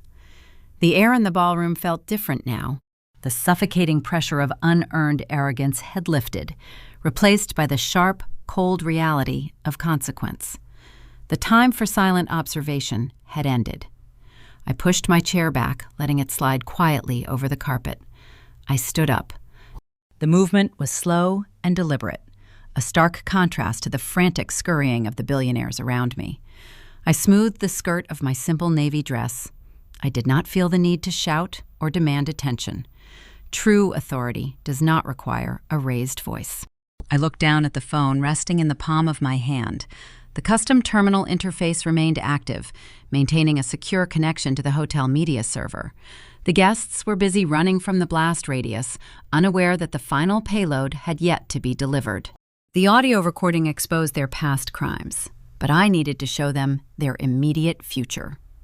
My thumb hovered over the digital keyboard. I typed a final sequence of code. This command would bypass the local podium inputs, permanently linking the 15-foot projectors directly to a secure financial feed I had established hours prior. I pressed the execute key. The giant displays behind the head table blinked. The stark, black background and the scrolling email chains vanished in an instant. A harsh, bright, data-driven interface replaced them, flooding the chaotic ballroom with a stark, fluorescent glare. The unmistakable layout of a Bloomberg terminal illuminated the hall. It was a live, customized feed tracking the after-hours financial markers and algorithmic valuations connected directly to the Sterling portfolio. The crowd noticed the shift in lighting. The frantic phone calls slowly died down as hundreds of eyes were drawn upward to the massive screens. The visual representation of a financial bloodbath captured their undivided attention. A prominent graph occupied the center of the displays. A solid green line representing decades of Richard's ruthless acquisitions and the inflated projected value of the stolen tech offering stretched across the horizontal axis. It painted a picture of stable, ascending wealth. Then, at the exact timestamp of Julian's public confession, the line changed colors. It turned a vicious, glaring red. The trajectory did not merely dip, it broke. The red line angled downward in a sudden, steep plunge. The automated risk assessment algorithms that govern modern trading platforms had already scraped the leaked audio files, which my team simultaneously broadcasted to key financial news outlets. The market reaction was instantaneous and unforgiving. The visual display tracked the catastrophic vertical plummet of the Sterling empire. Hundreds of millions of dollars in corporate valuation evaporated in real time, projected at 15 feet tall for every investor and socialite to witness. The numbers spinning on the digital ticker confirmed the total erasure of Richard's legacy. The visual proof of undeniable ruin silenced the remaining shouts in the ballroom. The elite guests stared at the screens, mesmerized by the sheer scale of the financial destruction. Richard Sterling stopped yelling. He turned slowly, his eyes locking on to the plunging red line. His mouth hung open. The color drained entirely from his face, leaving him looking frail and remarkably old. He watched his life's work dissolve into a worthless string of digital data. The foundation had been pulverized. The empire was bleeding out on the floor of the Plaza Hotel. And now, the true architect of that destruction needed to step out from the shadows and introduce herself. I stepped out from the shadows of table 32, leaving the clearance aisle behind. The glow of the plunging red graph painted the faces of the Manhattan elite in a harsh, warning light. The guests were too busy staring at the financial ruin on the towering projection screens to notice my initial movements. I navigated the narrow gaps between the circular tables, my unbranded navy slip dress brushing against abandoned silk chairs.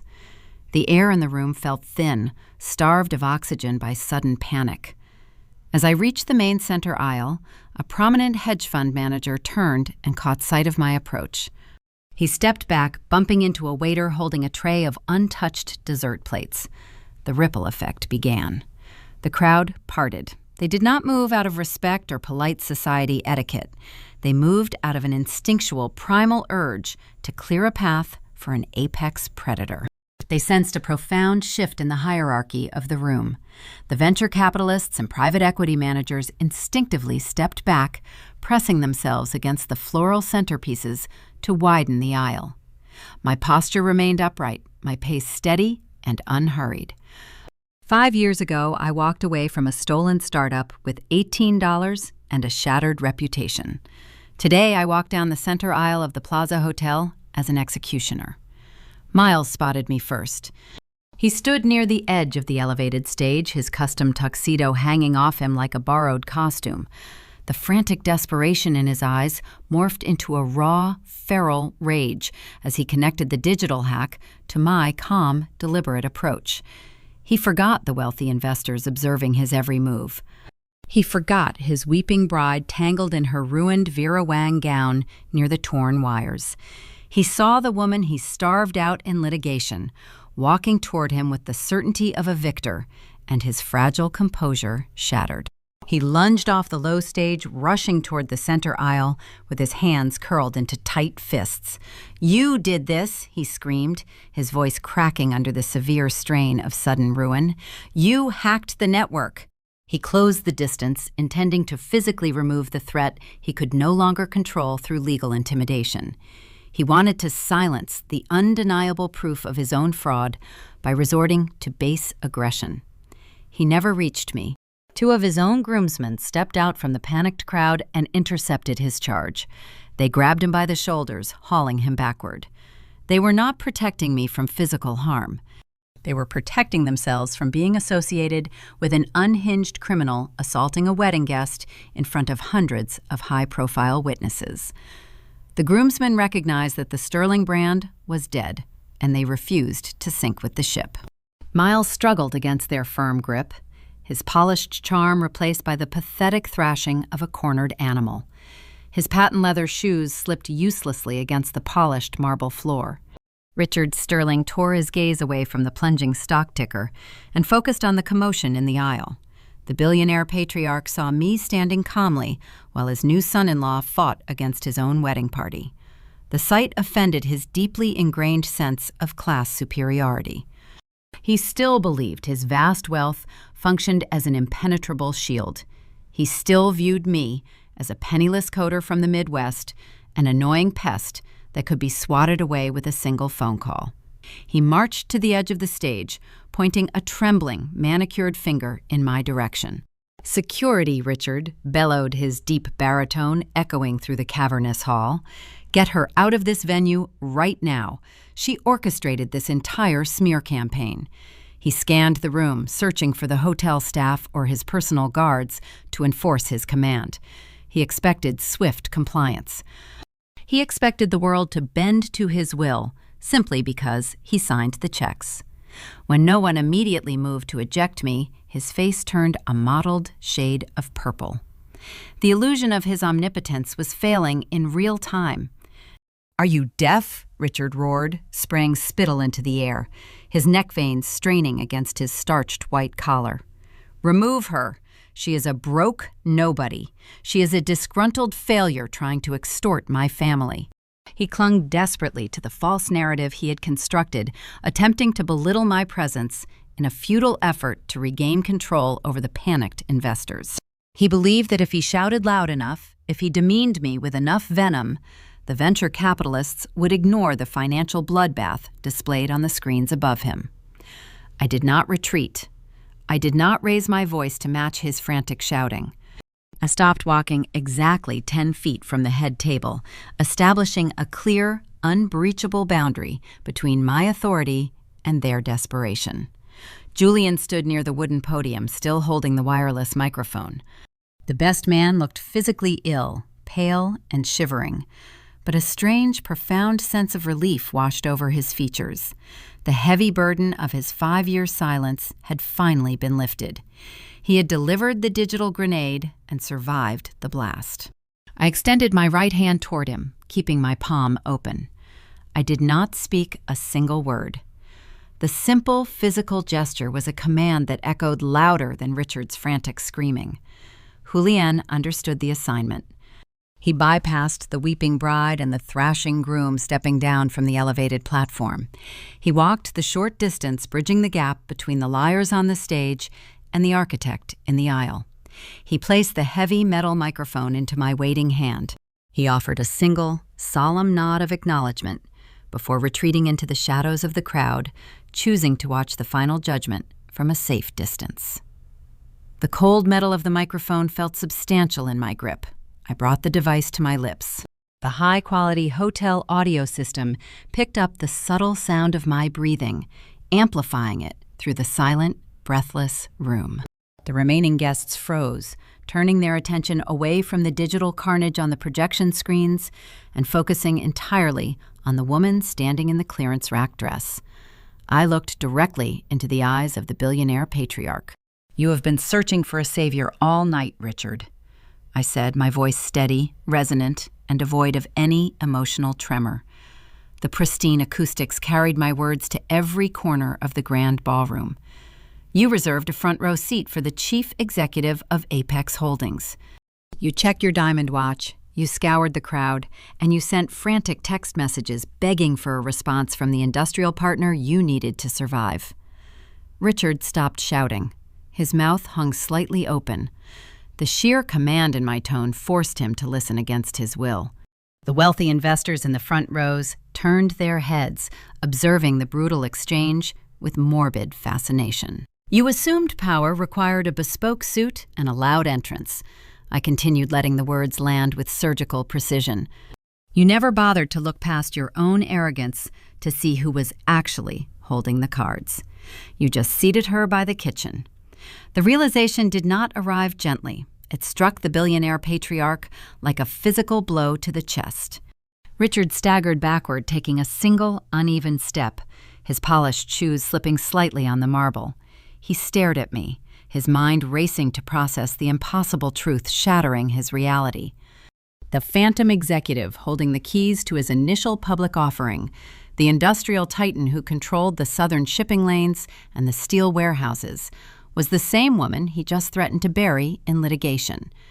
He looked at my unbranded navy slip dress and suddenly saw the massive, invisible leverage he had entirely failed to calculate. Beside him, the groomsmen slowly released their tight grip on Miles. The groom slumped forward, his knees buckling under the weight of the revelation. The profound depth of his miscalculation crushed the breath from his lungs. He stared at the floor, a broken man who finally understood the scale of his ruin. The Birmingham nobody they mocked all evening was the apex predator who owned the cage. The social hierarchy of the room inverted permanently in an instant. The silence was deafening, a monument to their hubris. I adjusted my grip on the microphone, preparing to deliver the financial checkmate that would transform their public humiliation into a permanent legal reality. I held the microphone with a steady grip. The silence in the Plaza Ballroom felt heavy, pressing down on the remaining guests like deep water. Richard Sterling stared at me, his mouth slightly open, the gears of his predatory mind seizing as they processed the impossible truth. He had spent decades crushing corporate rivals under the weight of his inherited wealth, yet he could not fathom how a woman in a $12 slip dress had outmaneuvered his entire dynasty. At the edge of the elevated stage, Miles stood rigid. The groom looked like a hollow shell of the charismatic tech visionary he pretended to be. The polished charm he used to navigate high society had evaporated, leaving behind a frantic, sweating fraud. He had built a fragile castle of glass, and I was holding the hammer. I raised the microphone closer to my lips. My voice remained even, carrying the clinical detachment of a surgeon performing a necessary amputation. "You stole a brilliant algorithm 5 years ago, Miles," I began, my words slicing through the quiet hall. "You took the digital maps, the routing logic, and the predictive models. You locked me out of the administrative servers, drained our joint accounts, and assumed you had secured your fortune." The groom flinched as if struck by a physical blow. He glanced nervously at the wealthy investors in the front rows, watching their expressions curdle from admiration to disgust. "But you never understood the fundamental nature of the industry you were trying to disrupt," I continued, pacing slowly down the center aisle to ensure every eye in the room remained fixed on me. "Software is merely an instruction manual. Code is fragile. It requires a physical world to manipulate.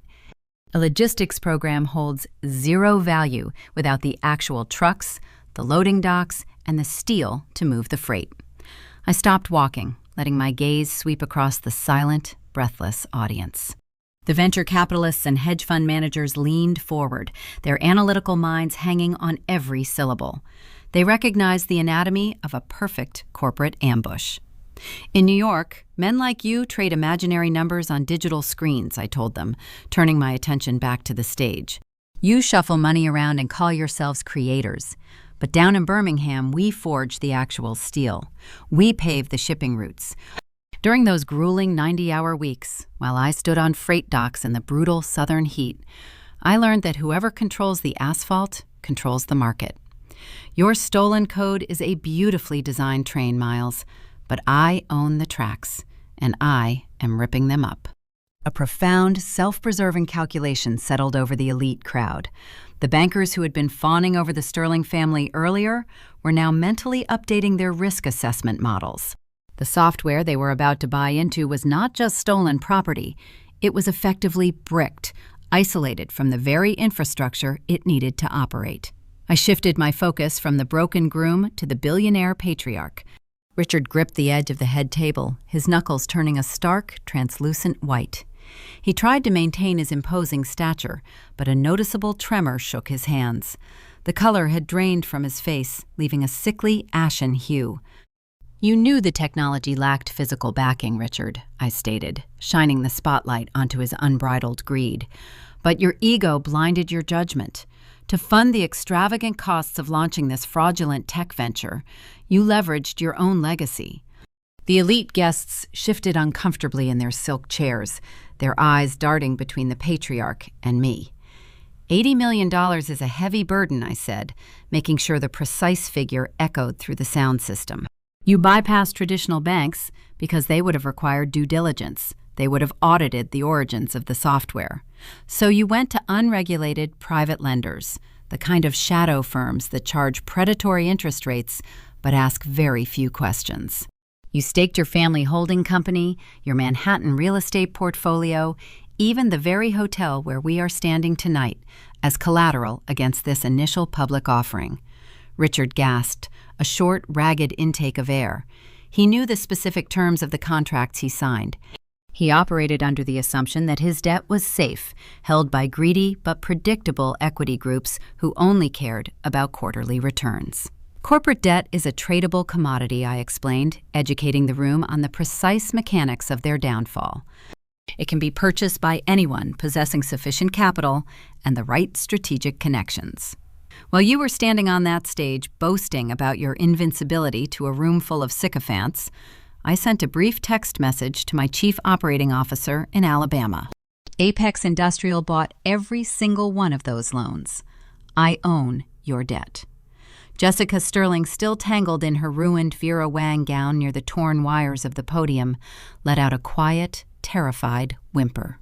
The spoiled heiress finally comprehended that her endless supply of wealth had just been severed at the root.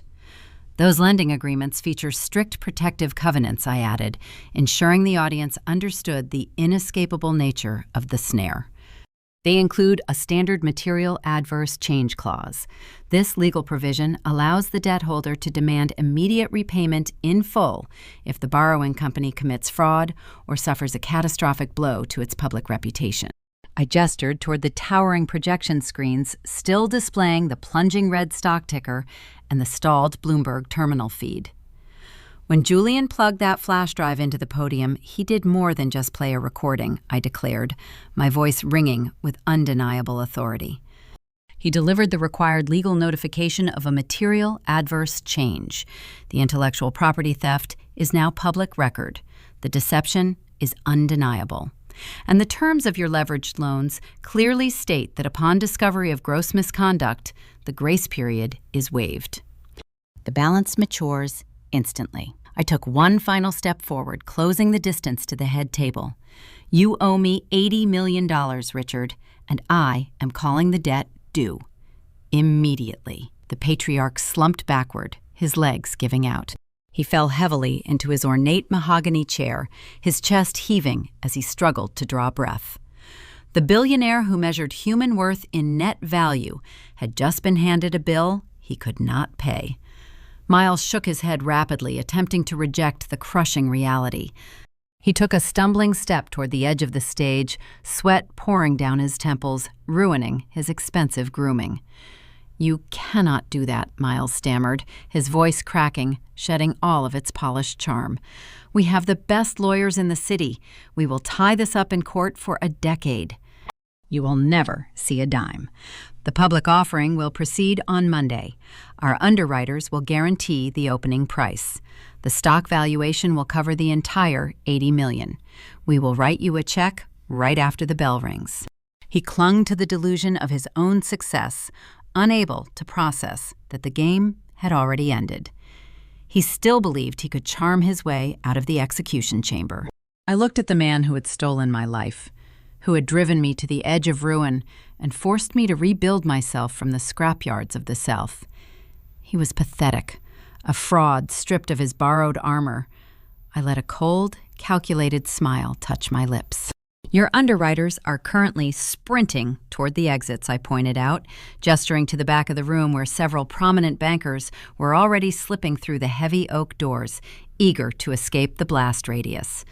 I locked eyes with the groom, delivering the killing blow with surgical precision. "There is no initial public offering, Miles," I replied, the finality of my words echoing like a gavel striking a sounding block. "The Securities and Exchange Commission will freeze your trading accounts before dawn. Your lawyers will abandon you the moment they realize your retainers are bouncing. You are bankrupt. I am foreclosing on all of it." The reverberation of my final sentence hung suspended in the chilled air of the ballroom. The reality of the foreclosure settled over the silent crowd like a suffocating shroud. Wealthy investors operate on a very specific set of survival instincts. They do not possess enduring loyalty.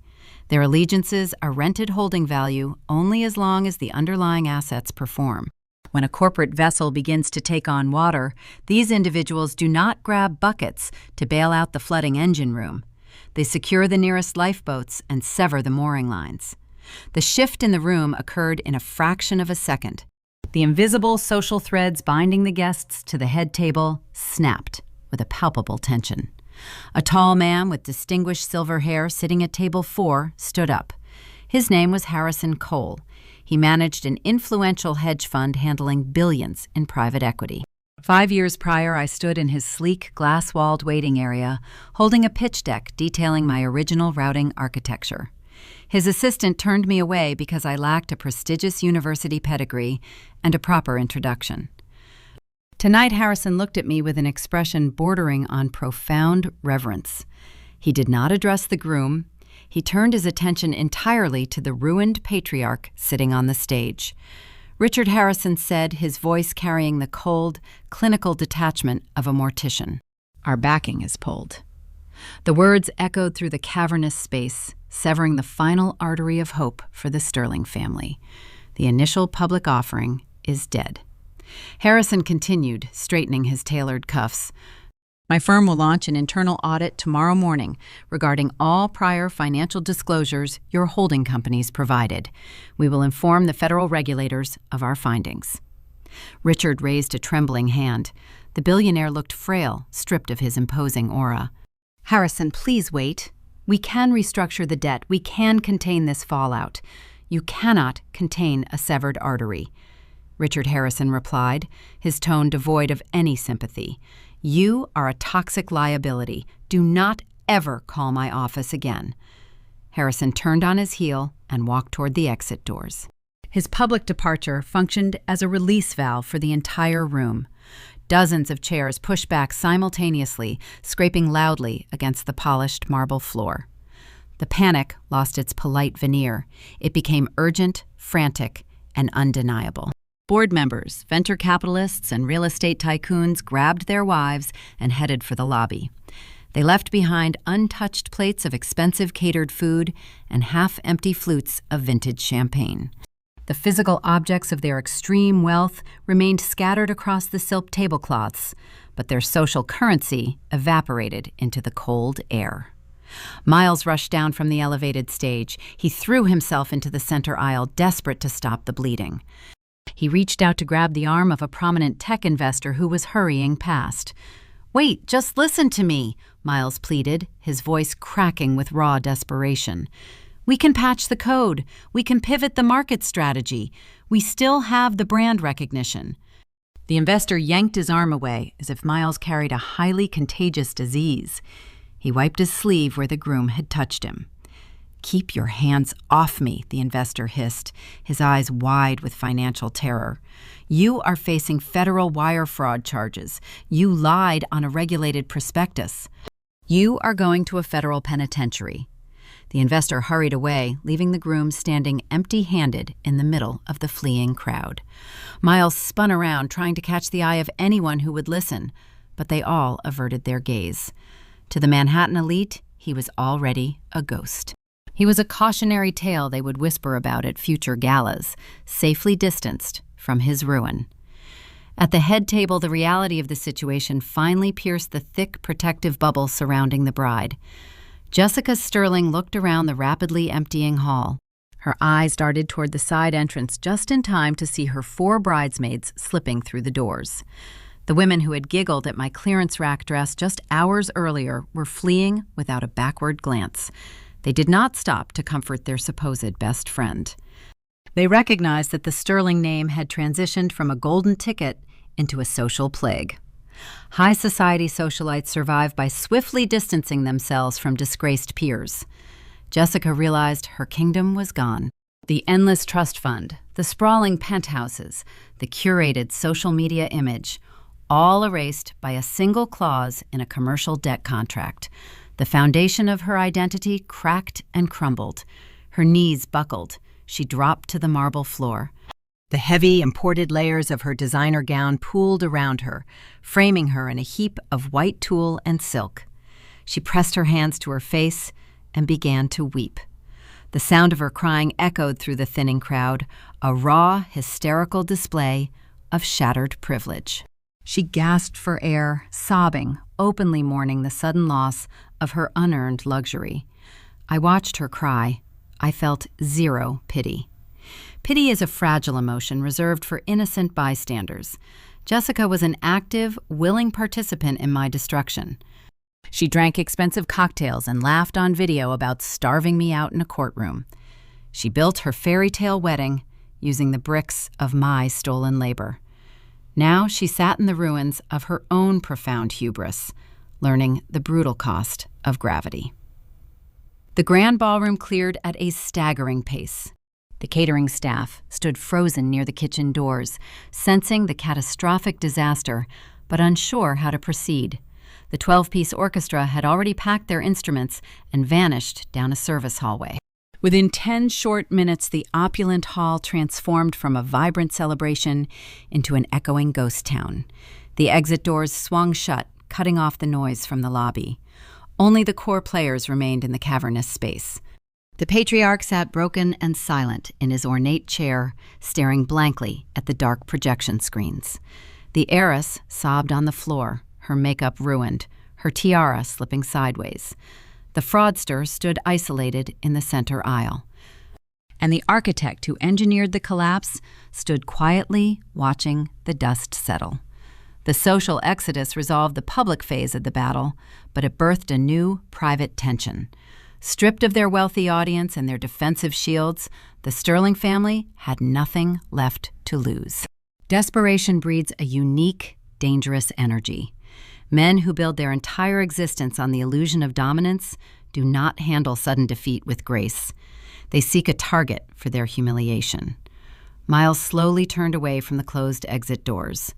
He watched the final investor disappear, and the realization settled deep into his bones. There was no one left to charm. There were no more lies to spin. The Wall Street elite abandoned him, and his new father-in-law was entirely ruined. He possessed only one avenue left. He had to confront the woman holding the deed to his life. He looked at me. His pristine grooming was destroyed. Sweat stained the stiff collar of his white shirt. His eyes were wide, filled with a terrifying mixture of profound regret and feral panic. He took a slow, hesitant step toward me. The distance between us felt charged with heavy residual electricity from the financial detonation. The charming predator had become the cornered prey. He realized his literal survival depended on the mercy of the person he tried to bury in the dirt. He took another step, his expensive shoes echoing softly in the empty hall. The conflict shifted from a grand public execution to a highly intimate reckoning. He prepared to open his mouth, to beg or to negotiate or to plead for a lifeline that I had no intention of throwing. The final conversation was about to begin. The echoes of the fleeing Manhattan elite faded into the velvet wallpaper of the grand dining hall. The heavy oak doors swung shut, sealing the five of us inside a mausoleum of ruined ambition. Crystal flutes sat abandoned on the silk tablecloths, their expensive vintage contents slowly going flat. The towering floral centerpieces, designed to project eternal prosperity, now resembled funeral wreaths. A profound quiet settled over the wreckage. The air conditioning hummed a low, steady drone that underscored the sudden, catastrophic shift in gravity. Miles took another staggered step down the center aisle. He moved with the disjointed, awkward rhythm of a man navigating a shipwreck. His bespoke tuxedo jacket hung open, exposing a sweat-stained dress shirt. The silk bow tie hung loose around his collar, a frayed ribbon on a defeated prizefighter. He raised his eyes to meet mine. I watched the final remnants of his charismatic facade dissolve. 5 years ago, he possessed the slick, persuasive charm of a hungry salesman. He used that charm to convince me we were partners, while simultaneously plotting to lock me out of our shared digital infrastructure. He utilized that same polished grin to seduce a billionaire heiress and sell a stolen logistics architecture to Wall Street. Tonight, the charm was gone. Only raw, primal terror remained. He closed the final few feet separating us. His patent leather shoes scraped against the polished marble floor. He did not raise his fists. He did not attempt to shout or command the room. The groom simply collapsed. His knees hit the hard stone with a dull, heavy thud. The sight of the arrogant tech visionary kneeling in his own ruined reception hall carried a poetic weight. I did not step back. I looked down at the man who had ordered corporate attorneys to bleed my meager savings dry. "Valerie," he whispered, his voice a dry, raspy rasp. "Please." He clasped his hands together, resting them against his thighs. He looked up at me with wide, frantic eyes, searching my face for a trace of the naive 26-year-old coder he had so easily manipulated. He wanted to find the girl who stayed up for 3 days straight writing routing algorithms because she believed in their shared dream. He failed to understand that the girl he betrayed died in a cramped studio apartment with $18 in her checking account. The woman standing before "We can fix this," Miles pleaded, the words tumbling out in a rushed, desperate stream. "We can issue a joint press release. We can tell the regulatory agencies it was a misunderstanding over equity distribution. I will give you the company back. I will sign over the patents, the shell corporation, the branding. You can take the chief executive role.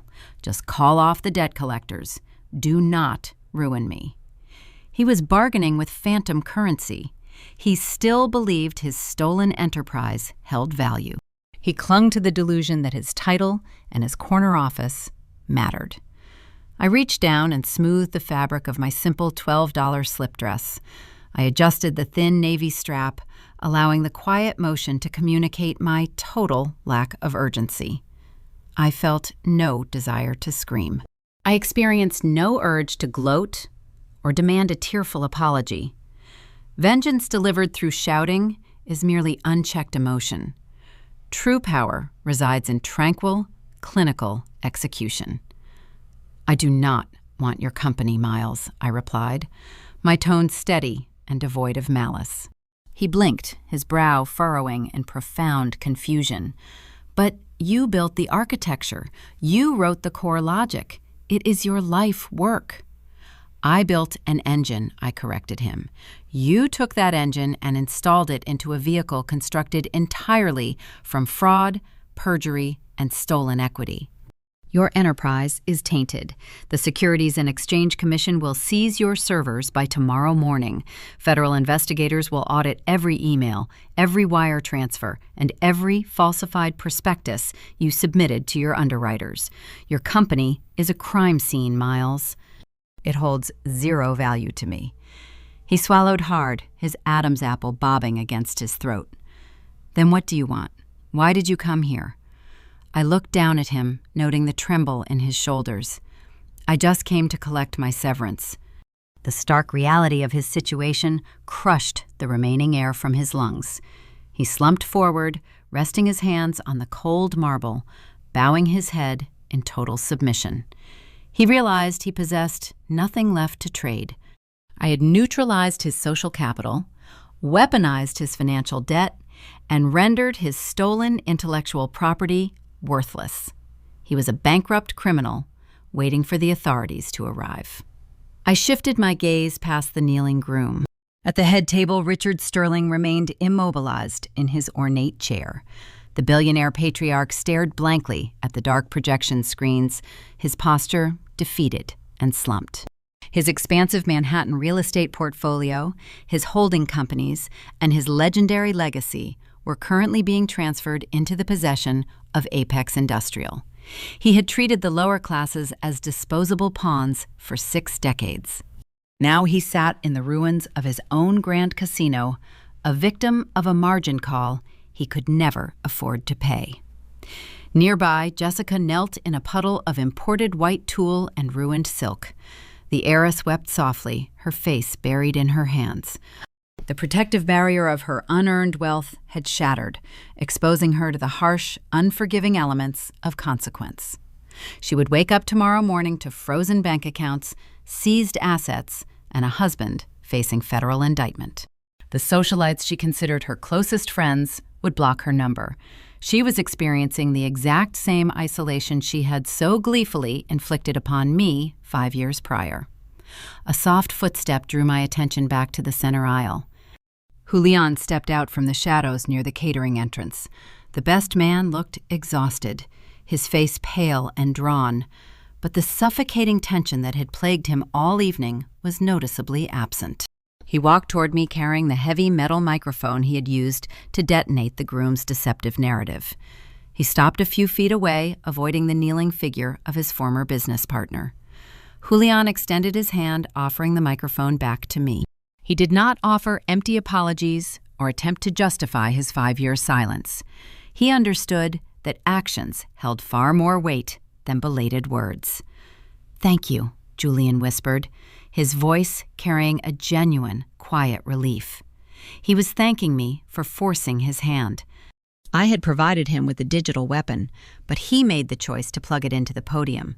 He chose to detonate his own comfortable life to correct the historical record. He would likely face extensive questioning from federal regulators regarding his knowledge of the corporate theft, but he would face those inquiries with a clear conscience.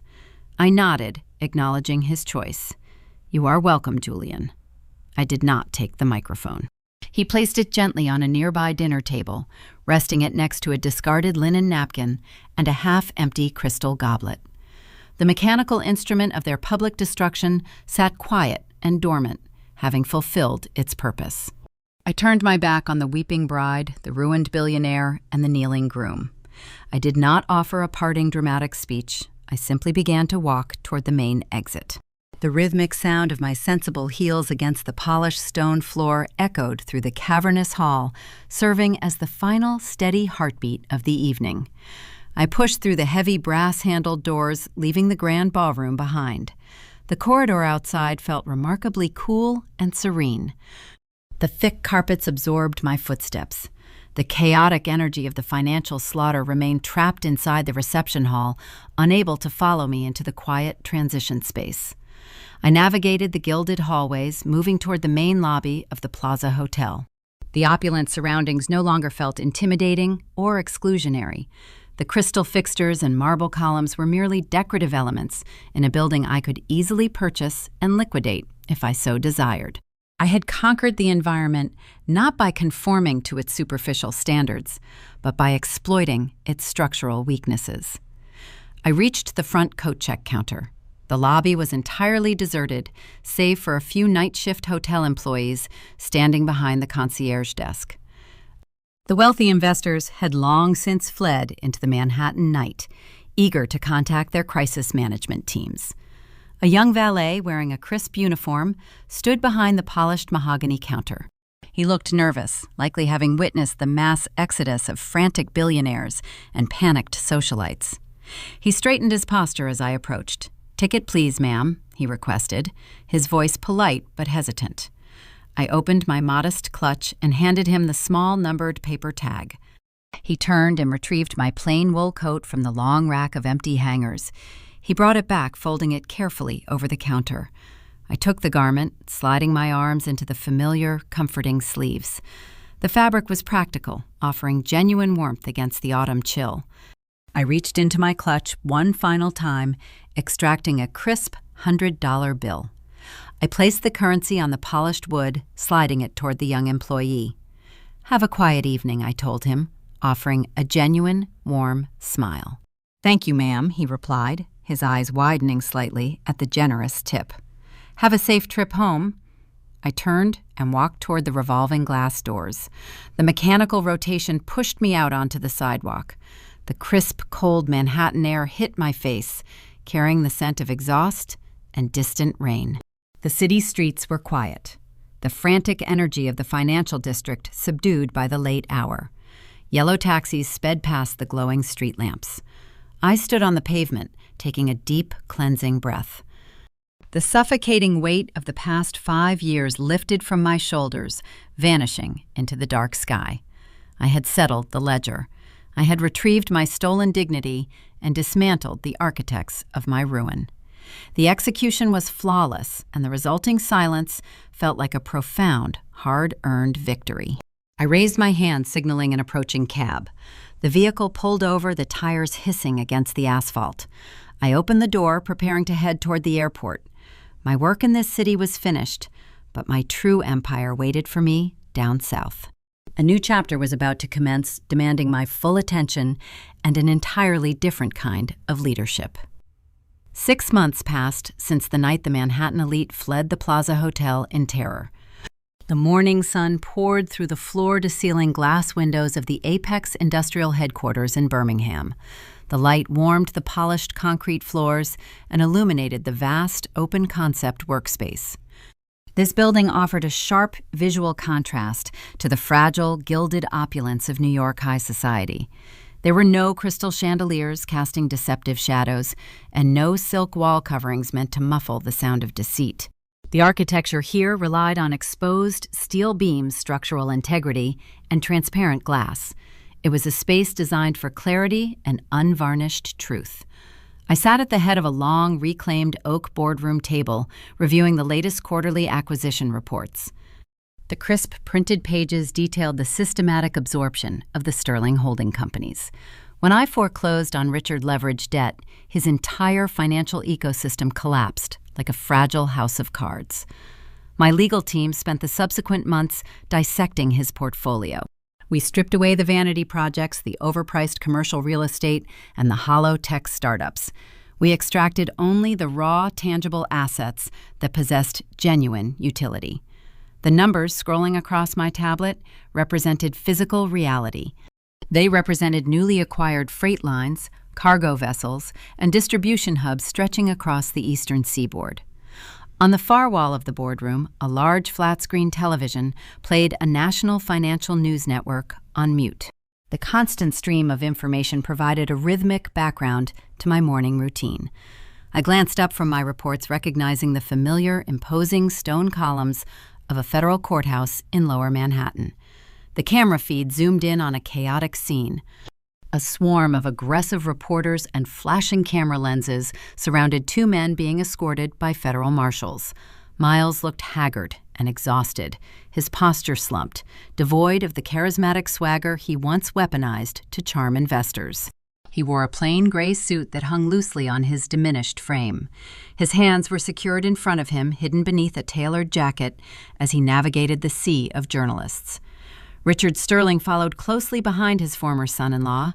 The billionaire patriarch leaned heavily on a wooden cane, looking 2 decades older than the arrogant tyrant who tried to intimidate me near a champagne tower. The scrolling ticker at the bottom of the news broadcast summarized their bleak reality. The federal grand jury handed down a sweeping 42-count indictment. The charges included wire fraud, securities violations, and the deliberate deception of institutional shareholders. They were facing decades in a federal penitentiary. Their curated legacy was permanently reduced to a cautionary tale taught in corporate ethics classes. The broadcast transitioned, displaying a brief segment regarding the social fallout of the scandal. Another headline flashed across the screen, detailing the swift dissolution of the high society marriage. Jessica Sterling filed for an annulment exactly 3 weeks after the ruined wedding reception. The moment the bank accounts froze and the prestigious credit lines vanished, the fairy tale romance instantly dissolved. She traded her diamond-encrusted Vera Wang gown for a quiet, secluded life far away from the flashing cameras and the society pages. The wealthy friends she once paraded around immediately revoked her access to their exclusive circles. High society offers 0 grace period for bankrupt frauds. She learned the harsh, unforgiving reality of navigating the world without a financial safety net to catch her fall. I turned my attention away from the television and focused on the secondary tablet resting beside my coffee cup. An email from the philanthropic division of Apex Industrial required my final signature. When Julian walked out of the Plaza Hotel that night, he chose to leave the toxic tech culture behind. He relocated to a quiet, working-class neighborhood in Chicago. He abandoned the relentless pursuit of venture capital and opened a nonprofit organization dedicated to teaching advanced software coding to underprivileged high school students. Julian wanted to equip the next generation with the digital tools necessary to build their own futures without relying on predatory investors. He sought to break the cycle of exploitation by giving away the very knowledge he once allowed Miles to steal. Apex Industrial funded the entire initiative through a blind corporate grant. I reviewed the budget projections and authorized the quarterly transfer with a single keystroke. The funding ensured his educational program would operate debt-free for the next 10 years. Julian found his personal redemption by empowering others rather than remaining a passive bystander. The heavy glass door to the boardroom swung open, breaking the quiet hum of the air conditioning. My chief operating officer walked into the room carrying a single leather-bound portfolio. He was a veteran of the steel industry, a man who spent 20 years managing heavy freight logistics out of the crowded ports of Mobile. He respected operational efficiency, hard data, and calloused hands. He cared nothing for university pedigrees or elite social standing. He placed the thick portfolio on the oak table, sliding it gently across the polished wood toward me. The European regulatory contracts cleared customs this morning, he reported, his voice carrying a steady, reassuring Southern cadence. The routing software is now fully integrated into the overseas shipping lanes. We successfully bypassed the remaining distribution bottlenecks in the Rotterdam harbor and established a direct supply line to the manufacturing sector in Germany. I opened the folder and scanned the final logistical projections. By stripping the stolen software architecture down to its foundational code and rewriting the vulnerable pathways, my development team created a proprietary tracking system. We paired the clean, optimized code with our vast network of physical shipping lanes. The result functioned flawlessly. Apex Industrial now controlled 30% of the global freight tracking market. We were no longer simply a regional powerhouse. We dictated the pace and efficiency of international commerce. Excellent work, I replied, closing the leather portfolio. Please prepare the initial deployment schedule for the Asian markets and ensure the port authorities are briefed on the new routing protocols. He offered a firm nod acknowledging the directive and exited the room, leaving me alone in the expansive, sunlit space. I stood up from the comfortable leather chair and walked toward the towering glass windows. I placed my hands in the pockets of my tailored trousers, taking a moment to survey the Birmingham industrial skyline. The horizon was dotted with towering smokestacks, loading cranes, and the steady, relentless movement of commercial transport. It was not a glamorous or delicate view. It lacked the glittering penthouses, the curated green parks, and the soft aesthetic charm of the Upper East Side. The air outside smelled of burning diesel and hot metal, a sharp, powerful contrast to the suffocating floral arrangements of a Manhattan ballroom. But every spinning gear, every moving train, and every spark from the steel mills represented undeniable, tangible value. This city did not deal in illusions. It dealt in the heavy, enduring reality of physical labor. 5 years ago, I stood in the cold rain outside a locked office building with empty pockets and a shattered reputation. 6 months ago, I wore a $12 slip dress into a room filled with billionaires who measured human worth by the brand of a watch and the balance of a trust fund. They laughed at my origin and mocked my perceived poverty. They believed power was something you inherited through a bloodline or stole and dressed up in a bespoke tuxedo. They thought the world belonged to those who spoke the loudest and spent the most money. I watched a mile-long freight train slowly navigate the complex switching yard below my window. I proved their entire philosophy wrong. True power does not reside in designer labels or exclusive guest lists. It is not a gift granted by wealthy venture capitalists sipping expensive scotch in dimly lit lounges. True power is forged in the fires of resilience. It is built from the ground up, brick by brick, line of code by line of code, until the foundation is strong enough to withstand any external pressure. And when standing face to face with a carefully constructed lie, true power is the quiet, undeniable weight of the truth. We often look at a towering skyscraper and marvel at its gleaming glass exterior, rarely pausing to consider the unseen steel anchors buried deep within the earth that keep the structure standing. The story of Valerie, standing in the opulent ballroom of a Manhattan hotel wearing a simple clearance rack garment, serves as much more than a thrilling tale of corporate retribution. It is a profound, illuminating mirror reflecting the very core of modern American family values and emotional awareness. When we strip away the dramatic vengeance, the hostile takeovers, and the crushed billionaires, we are left staring at a raw, unflinching blueprint of how we raise the next generation. What legacy are we truly handing down to our children when the stage lights go out and the bank accounts freeze? Modern society, especially among the upper class in New York or the Hamptons, is often obsessed with superficial values, such as designer brands, status, and visible wealth. As mothers, fathers, and guardians navigating this treacherous cultural landscape, parents need to recognize this reality so as not to inadvertently teach their children to judge people by their appearance. We witness the tragic illusion of class through figures like Jessica or Miles, who look down on others simply because they wear a $12 dress, considering it a sign of inferiority in their very DNA. Yet history and harsh experience constantly remind us that crystal castles built on lies, intellectual property theft, and mounting debt ultimately crumble when confronted with the truth. If we raise our youth to worship the veneer of success rather than the substance of character, we leave them utterly defenseless against the inevitable storms of reality. How then do we cultivate genuine, enduring wisdom within the traditional family structure? Those who practice spiritual cultivation view wisdom not as a trick to deceive others, but as the profound ability to see through the essence of things.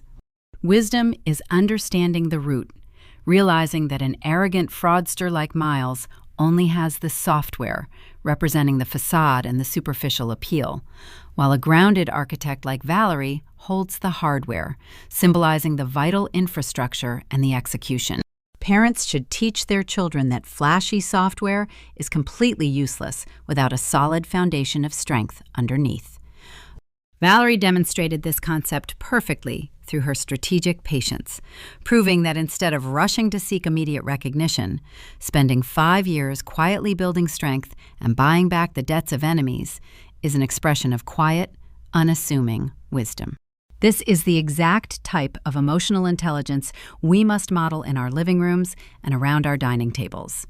Furthermore, we cannot ignore the inescapable weight of personal responsibility and ethical duty. From a spiritual perspective, every unwholesome action leaves the seeds of suffering, often referred to as karma. We see the devastating price of betrayal when young executives like Miles and Julian chose a shortcut by stealing the credit of others. They quickly discovered that money does not bring peace, as Julian had to live in constant torment, sweating over his concealed guilt for 5 agonizing years. It is our paramount obligation to convey the vital message that character is exactly what you do when no one is watching. True morality is not found in wearing designer clothes, but rather manifests as honesty in every single detail and unwavering commitment. By demonstrating integrity in our own private moments, we provide the ultimate long-term guidance for the youths looking up to us for direction. When the inevitable trials of life arrive, the individuals we raise must possess the fortitude to weather the gale. Those who practice spirituality consider adversity the absolute best environment for cultivating character, making Valerie's journey a great lesson in resilience. She exemplified the power of turning pain into strength, because instead of giving up with only $18 left in her pocket, she chose to head to the dusty steel mills of Birmingham to start over entirely from scratch. This grueling process highlights the necessity of real work, proving that true strength is forged through weeks of 90-hour workdays and through understanding the harsh realities of life, rather than just sitting comfortably in air-conditioned tea rooms. Therefore, parents need to teach their children that true power is forged in perseverance and built meticulously from the ground up. We must not shield our kids from every hardship, but rather guide them through the fire so they emerge as unbreakable steel. Ultimately, the grand takeaway from this corporate battlefield provides a final, resounding message for parents everywhere. Don't just teach your children how to be successful according to fragile, worldly standards, like the ones chased by Miles or Jessica, because that specific brand of success is easily shattered when faced with material, adverse change. Instead, we are called to teach our children to be truly valuable people. We must encourage them to live simply and think deeply, reminding them constantly that a humble $12 dress doesn't diminish the value of a person with real ability.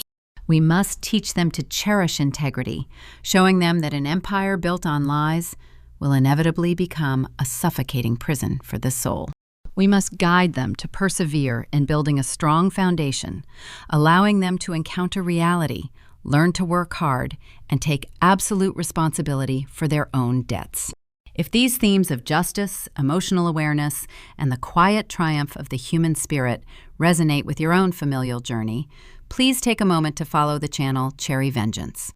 We explore these transformative narratives because they hold a vibrant, revealing mirror to our daily struggles, our parenting challenges, and our ultimate triumphs.